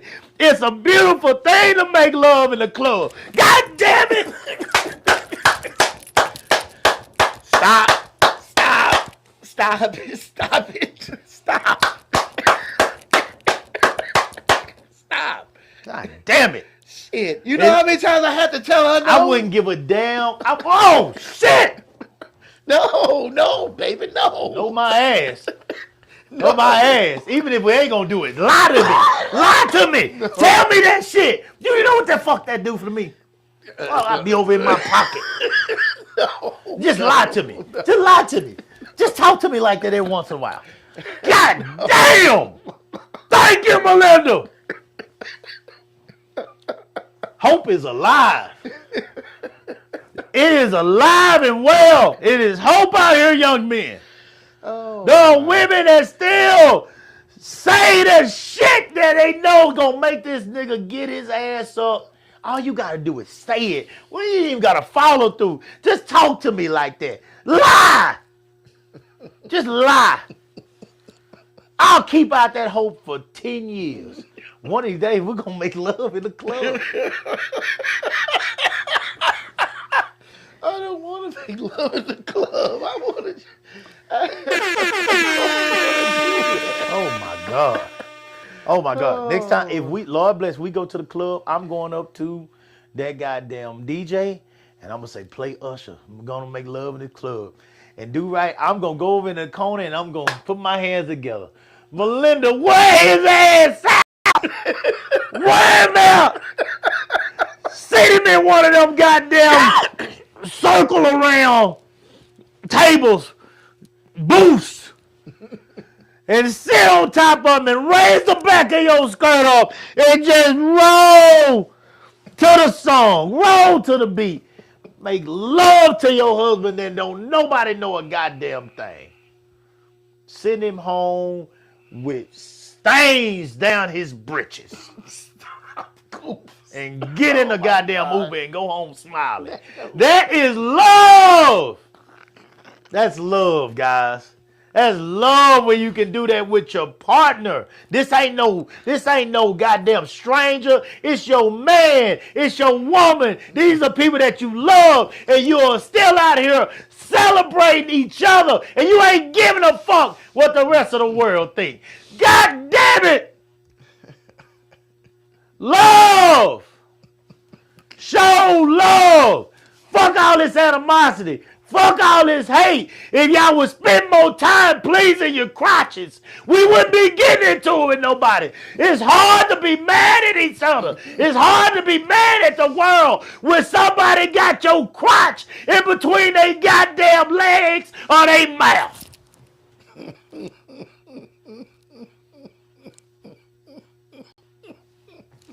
It's hard. It's hard. It's hard to be worried. It's hard to be worried about those bills. Fuck them bills. Fuck them bills don't matter right now. My insides are being drained out of me. I'm losing plasma. I'm losing fluid. I'm losing fluid right now. I don't give a fuck about that bill. Oh, cool. Love, guys. Love means too much to put Ben Frank in front of him. Love, if you really believe this, if you believe that money is more important than love, what Steve Harvey say, you are lacking major shit. You lacking some major shit. You missed the boat. You missed the boat. Somebody fucked you up early, and I feel sorry for you. I hate that for you. I hate it for you. I really do. Because somebody messed you up along the way. And somebody didn't treat you in a way. You never recovered. I don't know if you needed therapy. I don't know if you just kept getting a bad draw. As Cat Williams say, you got to find out what it is about your pussy. Or about you, period, that keep attracting these no good ass niggas.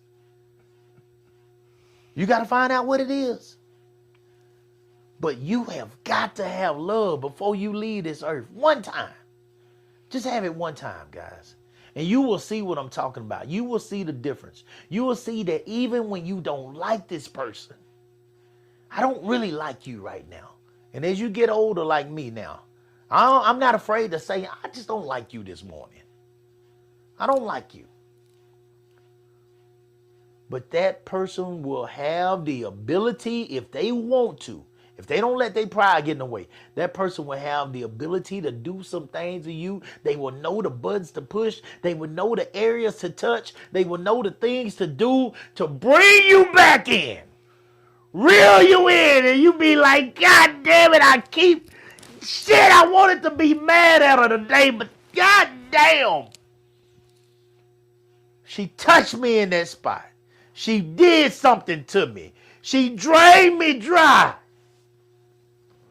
How can I be mad when she just did to me when I just saw what I saw? When I just felt what I felt? How can I be mad at her?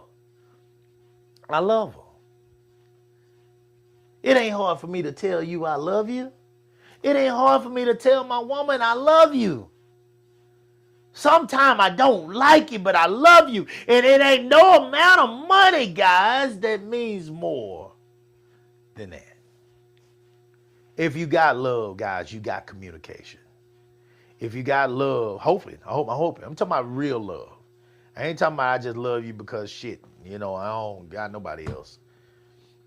If you got love, you got communication. If you got love, you got understanding. If you got love, you got somebody that's going to care about your needs and desires as much as they care about their own. If we have those things, guys, we should be able to come up with a way to make enough money, not to make us rich, but to make us stable. Love is the answer, guys, and people want to run from love because love makes you vulnerable. Love shows your emotional side. Love makes you weak, what a lot of women think, and what a lot of men think. Love doesn't make you weak. Love makes you strong. It's real easy to walk around here acting hard and cool and player and acting like you don't care about no fucking body. That's real easy to do. That's not hard. That's not hard. Actually, that's easy. If that's the kind of person you are. But if you are that kind of person, I fucking feel sorry for you. I really do, guys. I'm not joking. I feel sorry for you. If you walk around this bitch acting like you don't give a fuck about nobody, if nothing ever makes you emotional, if nothing ever gets you to the point to where you say, God damn it, I love you. Can you fucking see? Can you see that I love you? Can you see that you won? Can you see that you got somebody that got your back? Can you see that you got somebody that even when you feel like you done gained a little weight and the world is looking like you done fell off, God damn it, I'm back here telling you to fall back in. Fall back in. Because I'm going to raise that pooch of a stomach up that you got right there. And I'm going to do everything I got to do to make that thing feel good today.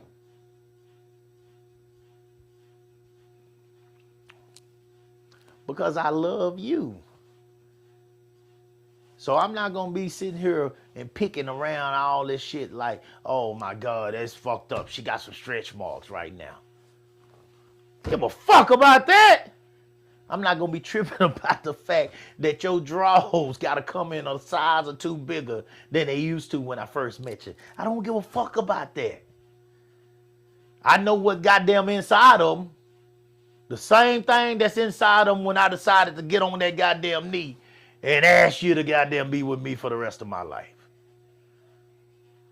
If it won me over then, hell, it'll win me over now. It's the same water faucet in that motherfucker that it was then.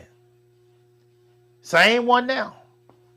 I just got to find a way to open that sumbitch up. That's the project. That's the treasure. That's the experience. That's the journey. That's the marathon. Life is a marathon just like your jobs. Just like this goddamn event that Do Right is working on now. Just like the Honey Badgers. Just like Cooper Young Enterprises. Just like all the projects I got planned that y'all don't even know about yet.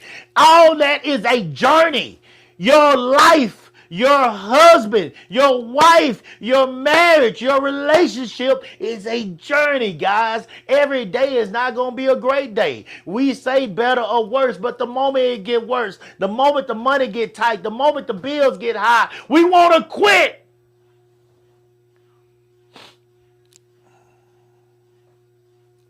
You want to give up. And now you reaching out here for a motherfucker that goddamn don't meet now standard that you was hoping for. And the moment, like Do Right said, you get to making him feel himself a little bit, he gonna reach out and grab another piece. So what you thought you had with him, you didn't have with him. Because he knew why you got with him in the first place. He knew that you never chose him in the beginning. He know that you never chose him back in the days. But now that he got a little bit of bread, you going to get with him and you going to tighten him up. Baby, let me take you up here to the store. Let me dress you up a little bit. Let me get you a good haircut. Let me get you some nice glasses. Let me get you, a nice car that you can ride in. He been riding in that old jalopy because it didn't matter to him. He didn't know no better. But now you done put him on game. You done tighten him up with his money. I did all this for you and now you gonna step out on me. Bitch, you didn't do shit for me. I paid for all that. The fuck you talking about? I paid for all that and I paid for all your bills along the way. You won, bitch. That's what he gonna be thinking because why? He didn't love you. He used you just like you used him. And now he walking around with her on the arm and all them other women up there. Ooh, Yeah, what man. you got going on? Y'all better go watch that old movie. Money Can't Buy Me Love. Y'all better go watch it. The old one with Dempsey. Patrick Dempsey is one used to be on the hospital show. Is that his name? ER? Dempsey? Huh? ER? No, is it ER? What was the hospital show? Is it ER? I don't know. The one that came on that was on for a long time. The hospital show. I don't know. Shit. I don't know who Patrick Dempsey is. Is it Patrick Dempsey? Let me see. Money Can't Buy Me Love. You ain't never seen that show way back? I don't remember. It don't ring any bell. He was a nerd, and the girl wore her mama's dress out to a party, and her mama had told her not to wear that dress. It was $1,000 dress, and Patrick Dempsey, you know Patrick Dempsey, the actor. No, You don't know Patrick Dempsey? I don't know that dude at all. So what? Patrick Dempsey was good about it. Is that he on Grey's Anatomy or something? Grey's Anatomy, that was it. Oh yeah, I Money. never watched that. That's why I didn't know. Okay. Money Can't Buy Me Love. Buy Me Love. And Money I don't think I Can't. ever seen that movie. What? Yeah. They came out with a remake with Nick Cannon. Love Don't Cost a Thing or something like that. And But see, I didn't cheat, Kaylee. I didn't even see you say Grey's Anatomy. she said, Grey's Anatomy. Mm-hmm. Buy Me Love. Money Can't Buy Me Love. I'm sorry, Kaylee. Anitra said it too. Okay, here we go. McDreamy. Money Can't. The movie. Yeah, Patrick Dempsey was. Oh man, yeah, women cut it for Patrick Dempsey. That movie came out in 1987. The main girl in it, she got on drugs and died.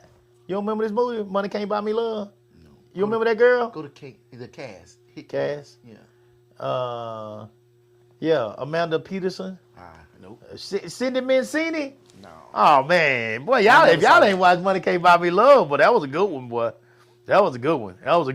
He was this nerd boy that wanted to be accepted with the cool clique. Mm-hmm. And she wore a mama dress. She wasn't supposed to put it on. Went to a party, bought through some wine, got knocked on the dress.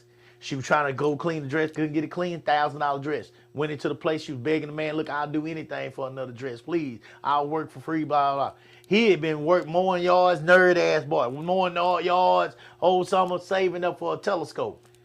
He was in there looking at telescopes. He saw her over there. He had been wanting to be with the cool clique. Went over there, said, I'll pay you $1,000 to go out on a date. To date me for a month. To act like you're my girlfriend for a month, and that's gonna make me cool. And she was like, I think you mowed too many lawns. He's like, I got $1,000 to say that I have them. That nigga was a hustler. Shit. You don't be sleeping on them nerds. Shit. That motherfucker knew exactly what he was doing. And by the time that shit was over, every fucking friend of hers, everybody was cutting for him. All the football players cutting for him. Everybody was cutting for him. And then she finally tore him down, after her real boyfriend came back from college, and it's like, I can't believe you were dating a nerd boy, blah, blah, blah. It's like everybody thought we was really dating her, blah, blah, blah. And she tore him down and he got her back at the end. So it was a good movie. Money Can't Buy Me Love, man. If you get a moment, that's your. But wait a minute, what happened at the end? She saw some redeeming qualities in the nerd boy, or she stayed with the boyfriend? Oh yeah. He grew. He got real cocky. He was feeling himself. Everybody wanted him. He was feeling himself, but after she tore him down, some stuff came out of him because somebody was picking on one of his real nerdy friends, one of his real friends, and he came up and, he protected him and, And she saw something in him at that. Oh, she saw something in him before that. She actually wanted him after she built him up. She wanted him, but he was so caught up in having a reputation and being, cool. That when that month was up, he was like, so how do we do this? They was on their last day. So how do we do this? She thought he would talk about kissing for the first time. She was like, let's just take our time to, how do we do our official breakup tomorrow? Like, he was excited because he wanted to be single, see what it felt like to be popular now on his own, not with her. He got so big that the baddest bitch in the school wasn't enough no more. That's what's going to happen to your ass. You going to build this dude up. You natural nurturers. You going to build this guy up. Shit, I ain't going to lie. My whole scheme has always been, if things don't work out in my favor, if I get knocked on my ass and I got to start all over, real easy. I just find a natural nurturer. Find a natural nurturer. You find a natural nurturer. And I wasn't an asshole with it. I never was an asshole with it. There's some people out there asshole. They'll milk them dry. I don't do that. I can honestly say I don't do that. Damn, Coop, that still don't sound good. I don't milk them dry. I'm not gonna lie. You don't milk them dry, but you still milk them. I don't milk them. God damn. I don't milk them. My milking is a little different though. I just want to eat. Man. The bare basics. I just want to eat, man. I'll even put something on it. I just need a little guy to sit, to get me back on my feet, Help me goddamn lift back up, Them days over though, man. I'm a changed man. Thanks for the milk. Yeah.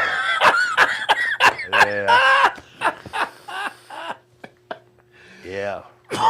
Yeah. Thanks for the milk. Yeah. We had our days. Oh my.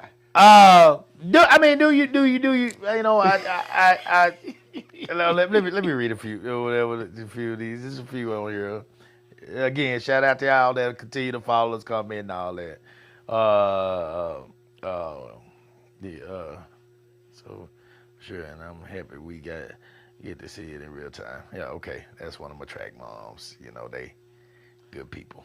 Let me see here. Let me go to Do Right. You probably already on there. You want to read whatever comments we got? Why my phone? So, I got an iPhone 11, so I got so much shit on this phone. It's starting to move real slow. So Anitra said earlier when you was talking about the soft stuff, she said after she said what's wrong with a woman being soft, she also asked, would you rather have a soft woman or a hard woman? You missed that. That's a good question, Anitra. I need a balance. I think that's the real answer to all this stuff. You need a balance. The real answer to your question, Anitra, is you need a balance. You don't want a woman that's too soft because you'll run over. You don't want no man that's too soft because you'll run over him. You need a man that's going to stand up for himself when he know he's right and when you know you're wrong. You need a woman that's going to do the same. When it comes to love, what's more important with love and what's more important with finances, you need a balance. You need somebody that actually gives a fuck about your ass, okay? But you also need somebody that's going to bring something to the table financially and is not going to milk you dry, okay? So you need a balance. That's the answer. There's got to be a balance. There's got to be a balance to everything. Too much overload of anything and not enough of this other thing is not going to be good. It's not going to be good. It's not going to be good. That's my opinion, on that. You need a balance. But I don't want no woman that's too fucking hard that she can't show her emotional side or be vulnerable with me. I don't think that leads to success.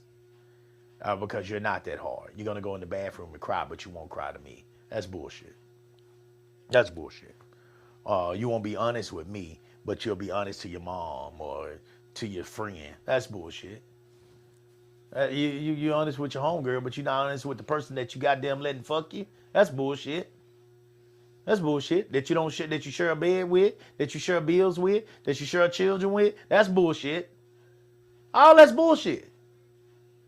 And we all do the shit and we don't want to admit it. I'll tell you, it happens to everybody. And it's bullshit. It's bullshit. You got to be... this person shares their entire life with you, but you won't be honest about the way you feel. because you don't want to be vulnerable. That's goddamn. Try it. Ass, man. That's garbage. Nietzsche said dreamy. Okay. All right, so we pretty good. Yeah, Melinda said, I do cook with love, Coop. Yes, you do. Lord have mercy. Yes, you do. Yes, you do. And it is a absolute blessing. I'm telling you right now, you got a breakfast sandwich that should be on the market.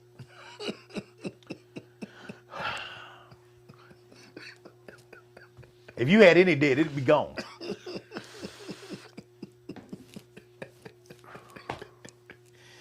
It's fucking amazing. Y'all ain't figured out what y'all got yet.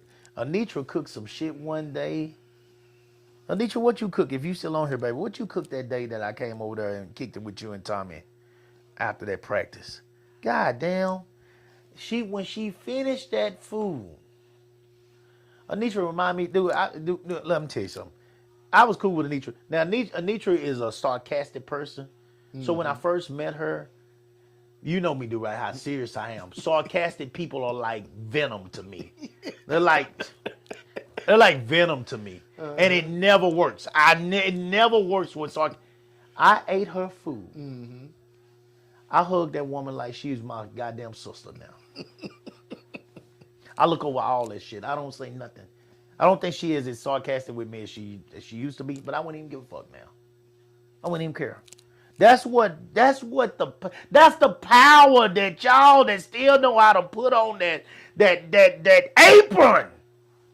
That's the power that you have. That's the power that the women that know how to goddamn put a little flower on their head or something, with a little sweat bead on the other side. Oh my God, that's power. That is power, guys. Y'all have no idea. That is more powerful than any fucking check you bring to the house. I don't give a fuck. I don't care if you make $300,000 a year. I don't care what kind of money you make. If you know how to goddamn light the pilot on that stove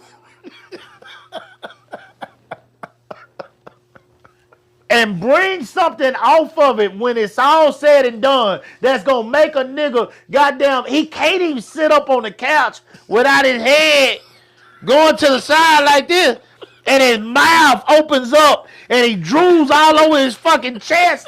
You have a power that is dying in this country. Y'all talked about slavery a while ago. That is the power of the ancestors. The ancestors learned how to cook things that the white folks didn't even want. They took the goddamn tails off a bull. The scraps is what the white folks thought they was back then. Grandpa say they used to give away oxtails. There ain't no fucking oxes. There ain't nothing but a cow. You can't even buy that shit for under $20 a Shit! Grandpa said those were considered scraps. My pawpaw told me this. He don't lie to me. He said they gave you the, take that home. Go on, take it. I want that fucking tail off the bull. We got the steaks. We got the sirloins, the ribeyes. We don't want that fucking tail. We don't want that stomach lining. We don't want that. We don't want that. That old honeycomb. What they call it?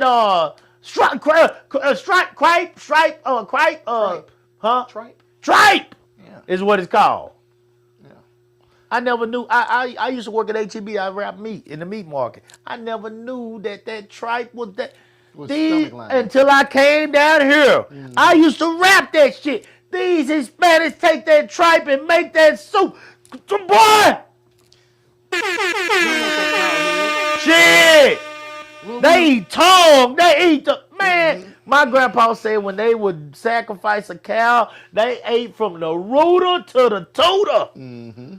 Wasn't nothing thrown away. And the whole community ate. Man, get the fuck out of here, man. If you come from a lineage of women that know how, or men, that know how to put that apron on and burn. I ain't talking about get something done. I'm talking about burn.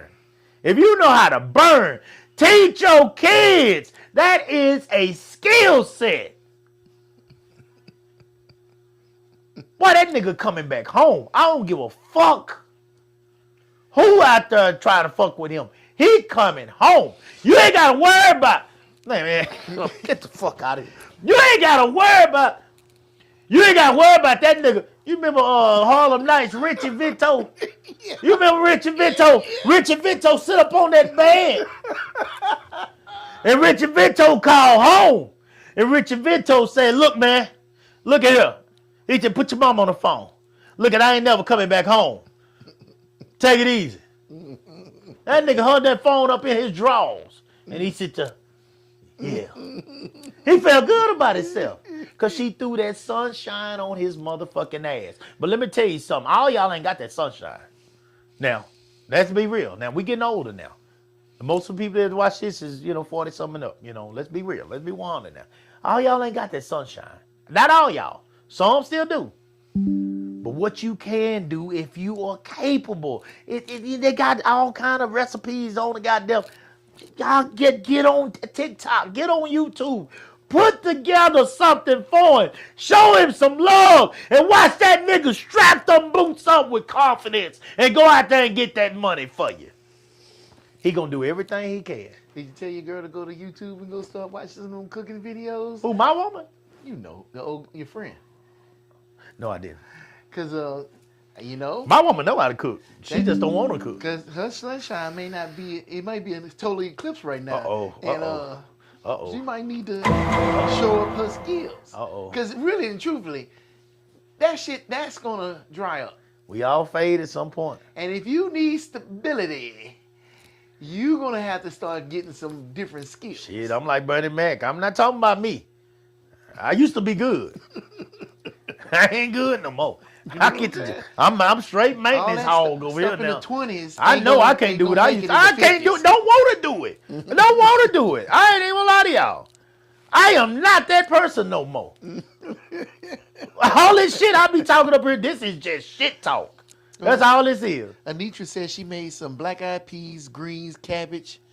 I don't know what cabbage M is. Fish and chicken. But she said, I can't remember what else, but it was a lot. O.T. Harris said shad chitlins was a throwaway as well. Tom said they still need to throw that away. Tom Baker said. What was the throwaway? Chitlins. Chitlin. Shit, I'll fuck a goddamn one of them red buckets of chit. Man, look here. Really? Because Melinda been wanting to make some chitlins. What?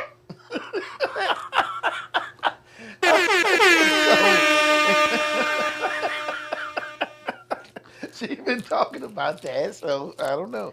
Look here, Miss Melinda. Look. I gets out there and works for shit like this. I don't ask you for shit for free. Your husband bringing shit over here. I'll pay for mine. I'll cash app your ass. Look at here, man. I don't play around when it comes to my goddamn stomach. Look, man. You chitlins, greens, and some cornbread. Get the fuck out my way. Don't nobody move. Give me some hot sauce. Oh yeah, you gonna love her because she just bought a big ass bottle of hot sauce. Man, come on, man. I don't even eat hot sauce like that. This shit is not fucking hard. Women, it is not hard. You can have what you want. Put your pride aside. Put that fucking apron on. You can have what you want. It's not hard. I swear to God, that nigga, I will put this on. I'll put this on everything I love. Make it a normal thing, a routine thing to feed that nigga's stomach. Boy, don't add a tad bit of crotch work to it. You can have what you want. Wait. O.T. Harris said, Tom Baker said, give me them, and I'll put them away. And Anitra said, why you? She said, why you think my Facebook name is Anitra Sunshine Baker? Make third down more manageable. Yeah!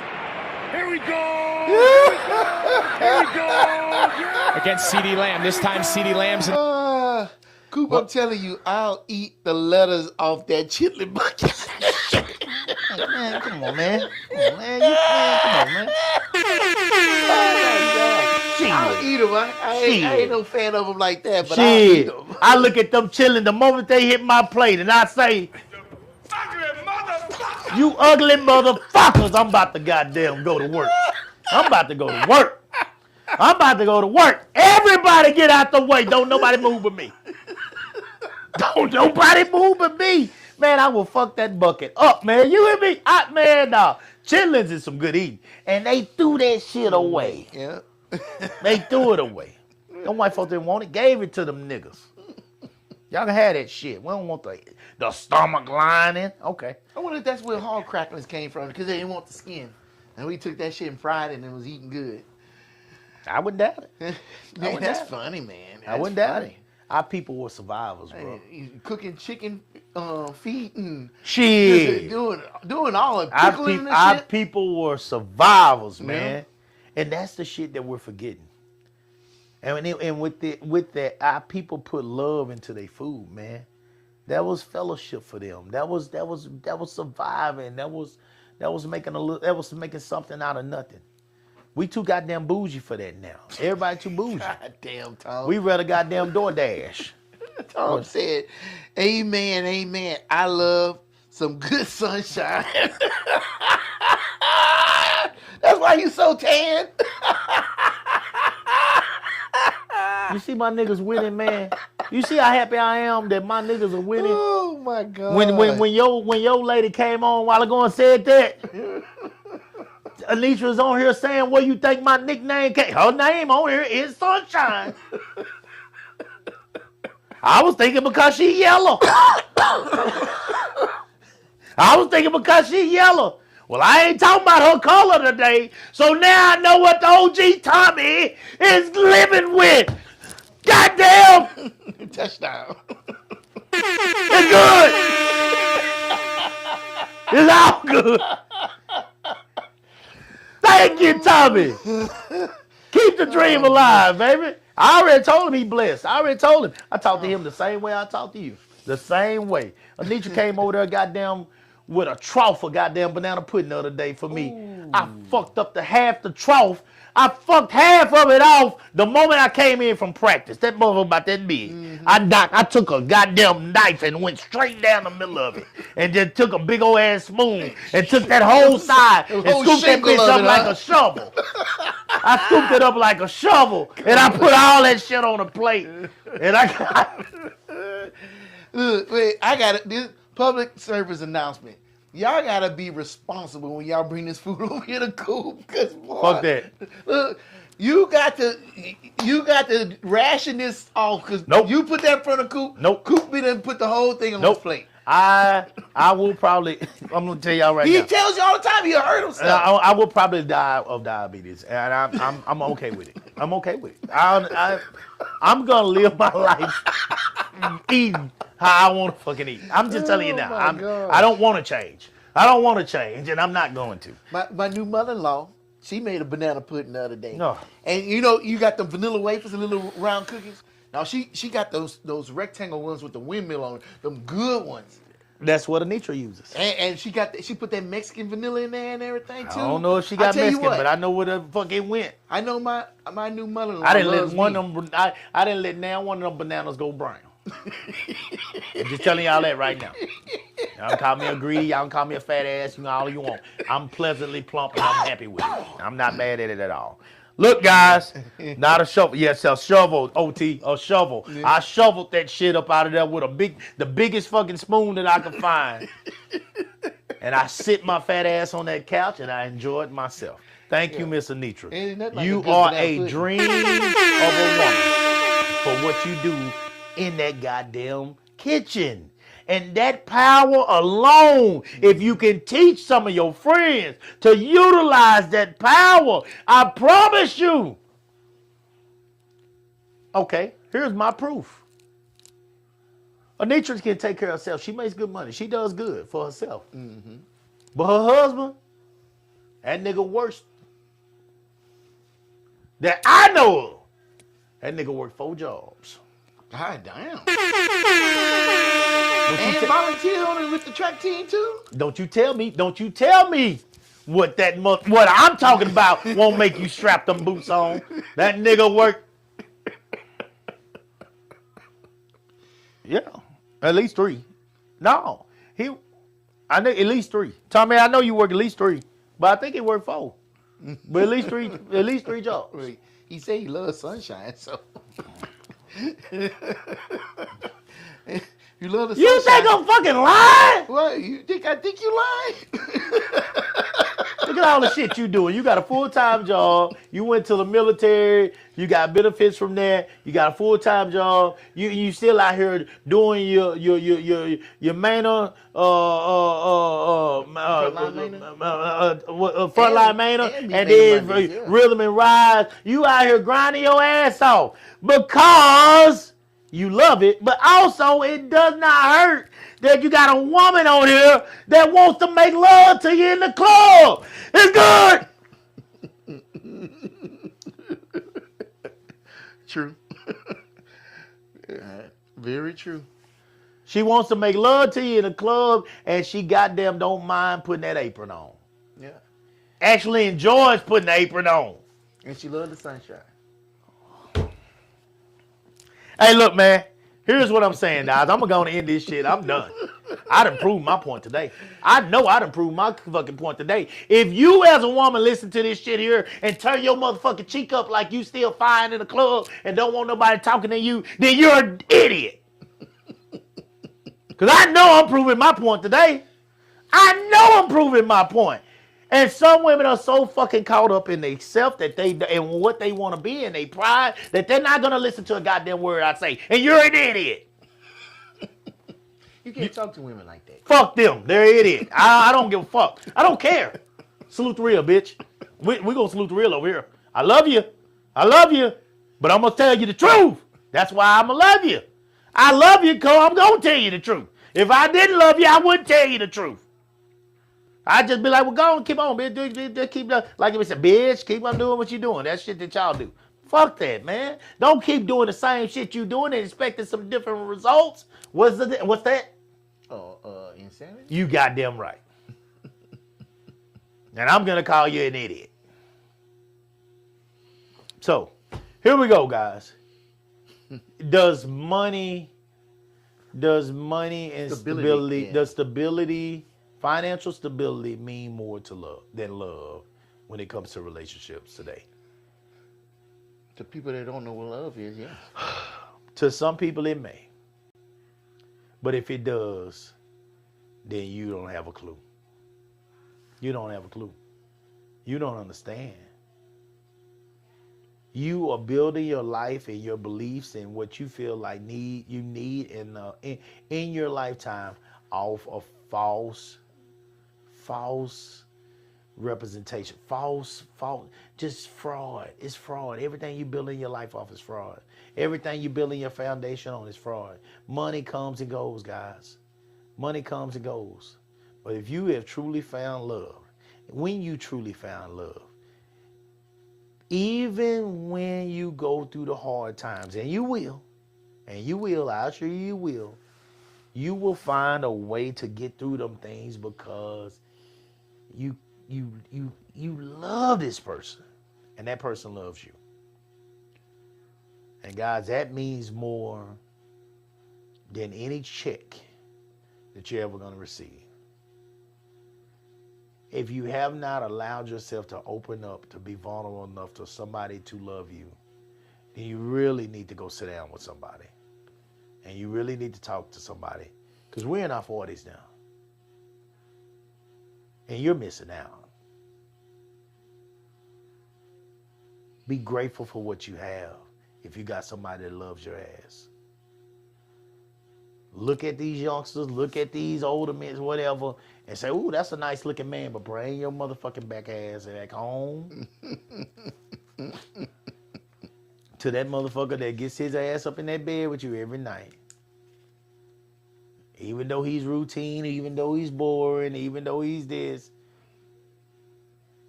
he loves you. And it just ain't nothing that you can compare to that. Now get busy doing the things that it takes to maintain and keep him.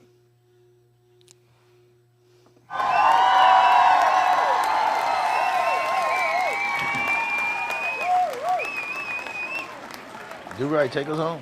All right. Cause I'm hungry. Yeah.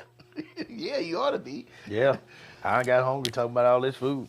So, Coop, you ever been to the bank Yes. and you didn't put no money in the bank and then try to get a withdrawal? What'd they tell you?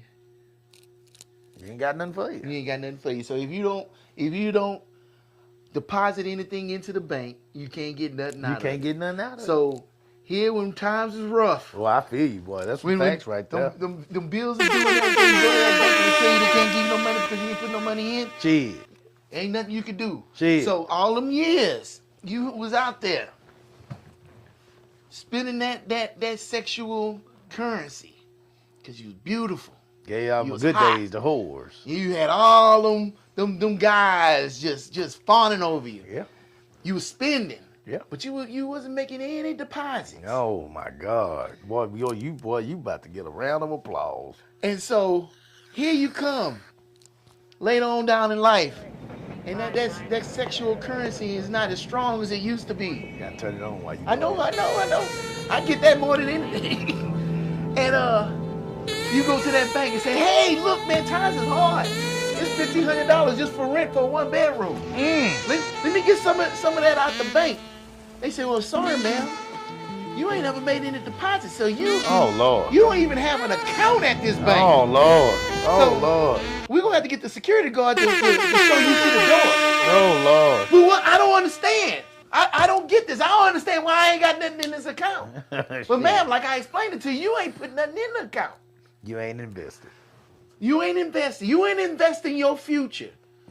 When you was young and pretty and vibrant. But now, time has done caught up with you. You see how hard it is. Them blue bonnets done turned into ragweeds. And you realize you ain't put nothing in the bank. You put nothing in that 401k. You made no investments. You ain't got no property, no stocks, no Ooh, nothing. everything done dried up. Nothing.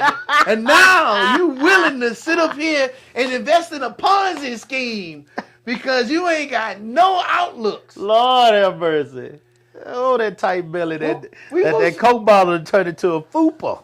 Yeah, you a Coke bottle to a 2-liter. What we supposed to do? A gallon jug. Yeah. Like, Yeah.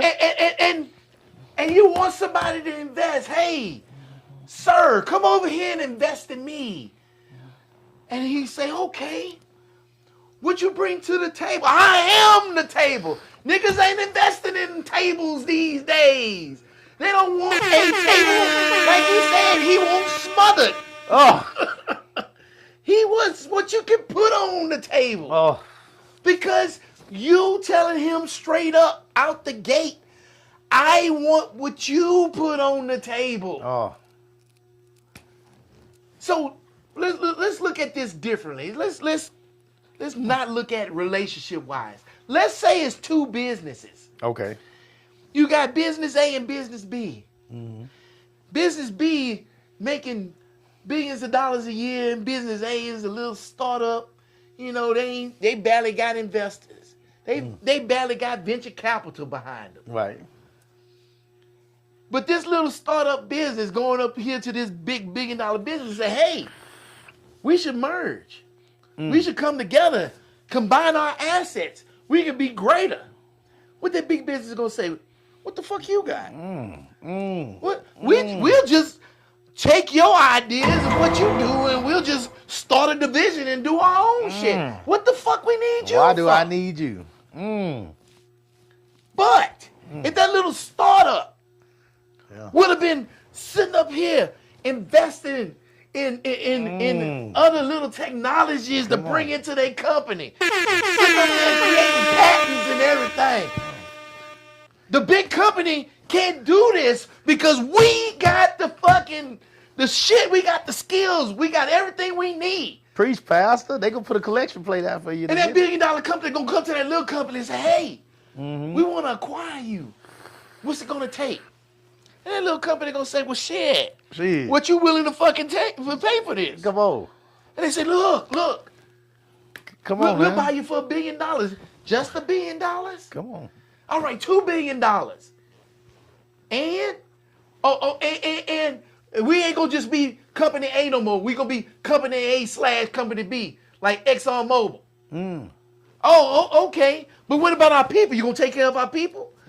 Yeah, everybody gonna be taken care of. Nobody gonna lose their job, and everybody get a bonus. Yeah. Oh, okay. So that's you can do that. You can wheel and deal when you got something to offer. Yeah. But when you ain't been offering shit Yeah. for years, you can't sit up here Make third and try down to more fucking manageable. Get what you want out the deal. That's why Quasimodo is gonna roll up in Against that CeeDee damn Lamb. This time CeeDee Cadillac Lamb's in them nice ass clothes, and he'll fucking take you out. He gonna wine you and dine you and everything, and he gonna sit up here and crack it open, and then you gonna be mad at him sitting on TikTok making a video talking about this ugly motherfucker had the nerve to sit up here and fuck me and leave me.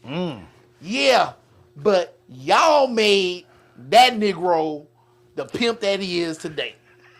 And that's why y'all mad at these old ass Negroes out here in their 50s still playing games with y'all because y'all created them Negroes because y'all didn't invest when y'all had the sexual equity.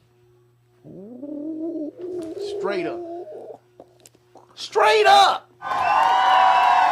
We knew when we were younger, we were some ugly, broke ass niggas. We knew. But we wanted love, so we was willing to fucking sit up here and do anything we could just to be in the warmth of a beautiful woman. I wanted that thing. Yeah, wanted that too. But shit, you just wanted to be a part of it. Yeah. Ain't no shit. When you was young, you enjoyed a damn good smothered meal, didn't you? Oh, shit. And you wanted that, just like you wanted to Yeah. drop the hammer. Shit, still want it. See, so you did some stuff. Man, you know how many ceiling fans I hung up? You know how many shelves I put on the wall? Nigga, you know how many rooms I painted? Are you kidding me? That's how I know how to do shit. You know how many floors I laid? Shit. Because I ain't had no money, but I had skills. That boy strapped the boots on. I put them boots on because I wanted that smothered and I wanted that sunshine. Yes, yes. Okay, so here I am. Della Reese said if you throw it in the air. It'll turn. And so I learned them skills. I invested in myself at that young age. I said, let me figure out what these women like and what they want. Yeah. Let me figure out what I can do. Melinda said something to me the other day, blew my mind. She said, man, baby, I appreciate you because I ain't ever went into the bathroom in the middle of the night and fell in the toilet.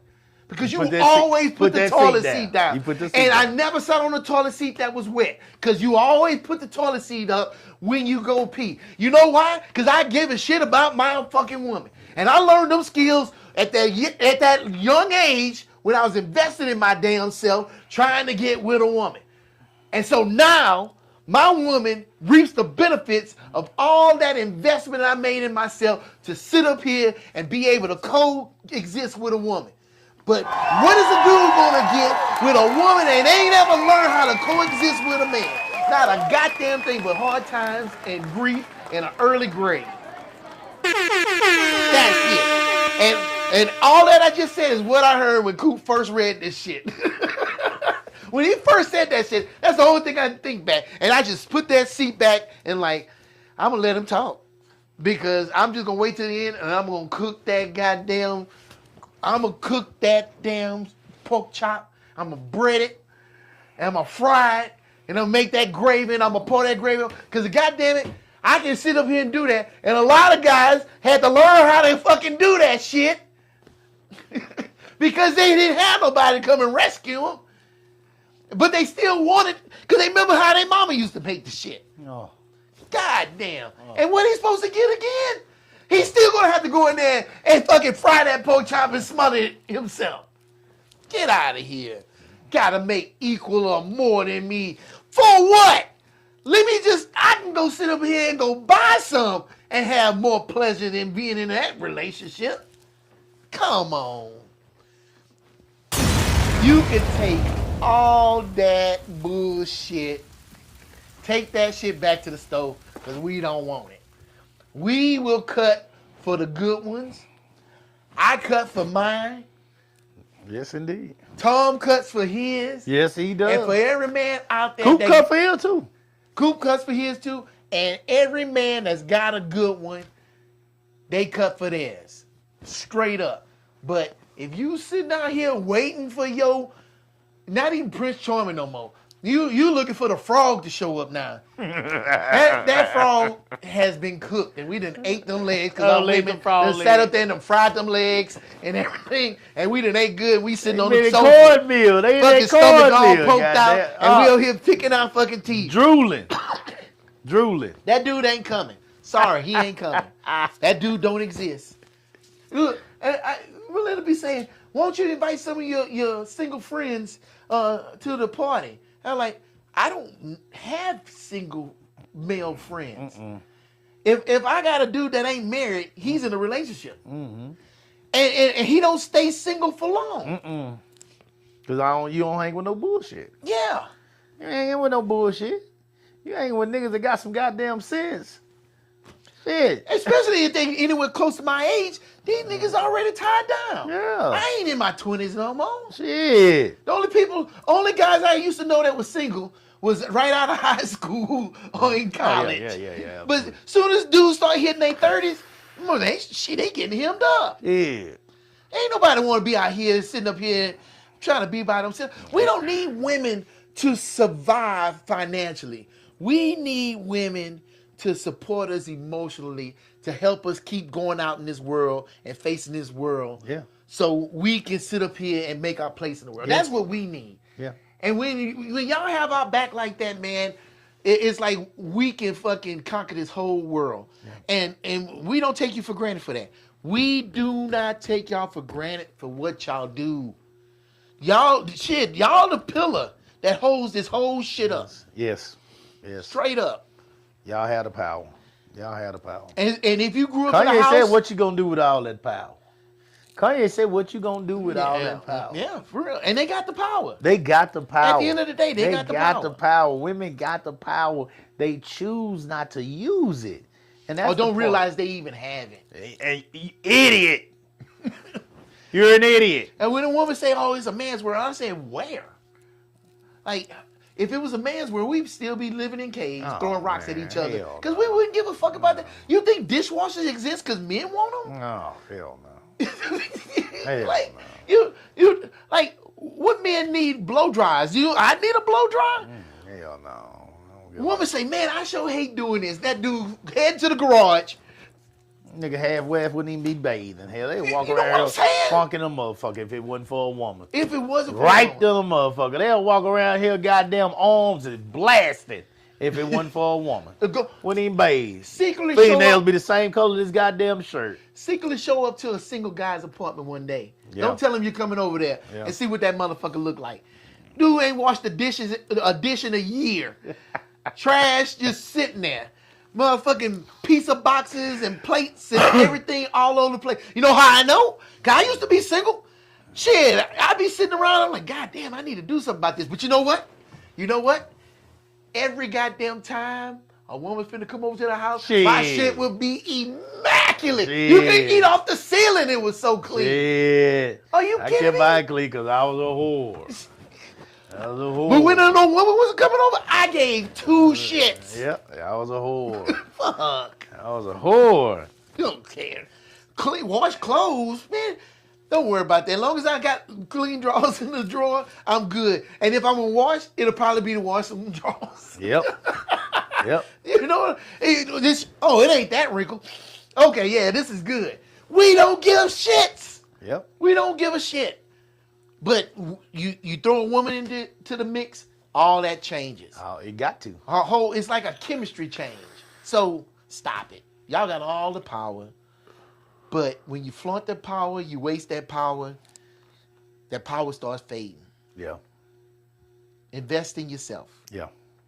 That way you ain't got to worry about that shit in the future. Or you better get a damn good job to where you can sit up here and deal with this bullshit we dealing with today for the rest of your life. Yeah. Like what Kevin Samuels used to say. He said, do you have your $2.5 million for retirement? Because if you don't, you fucking up. Shit. Yeah, totally agree. I'm done, Coop. I'm done. We appreciate y'all, guys. Utilize your assets. Utilize your power. You have it. Find love, guys. Love means more. I promise you, love means more. It don't conquer all. I know we love to say that. It don't conquer all, but it does make things a lot easier. A lot easier.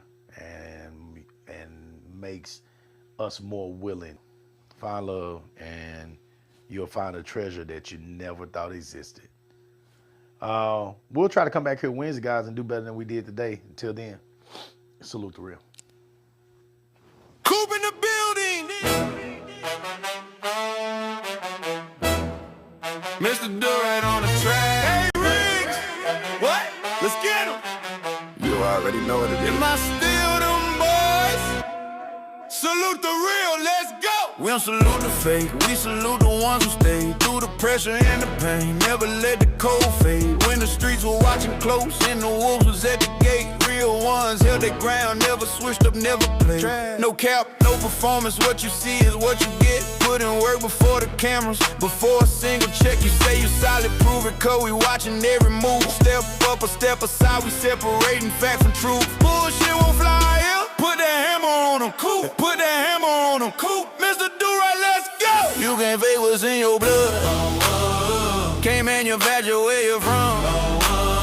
When the smoke clears and the noise is gone, only the real ones still stand strong. Salute the real. Salute. We recognize the ones who never fold. Salute the real. Salute. The ones who kept their word and kept it gold. No front, no game. Game, no pretend. Ride for your people to the end. Salute the real. Am I still them boys? Yeah. See, these streets got a way of sorting out who's solid. Every test, every trial separates the real from counterfeit. They claiming they authentic, but the proof ain't in the words. Actions over statements, let the record be heard. You hear them talking loud, but when it counts, they disappear. Whole lot of noise, but not a single thing sincere. Bullshit. We call it like we see it on the side, no sugar coat. Bullshit don't last, everybody know. Hey, Rick, what? Let's get him. Coop and Mr. Do-Right, hold the note. Hold the note, hold the note. Coop and Mr. Do-Right, hold the note. You can't think what's in your blood. Can't manufacture where you're from. When the smoke clears and the noise is gone, only the real ones still stand strong. Salute the real. Salute. We recognize the ones who never fold. Salute the real. Salute. The ones who kept their word and kept it gold. No front, no game. Game, no pretend. Ride for your people to the end. Salute the real. Am I still them boys? Yeah. Put the hammer on them. Hey, Riggs. What? Let's get him. Coop in the building. Mr. Do-Right on the track. Am I still them boys? Salute the real. The right production.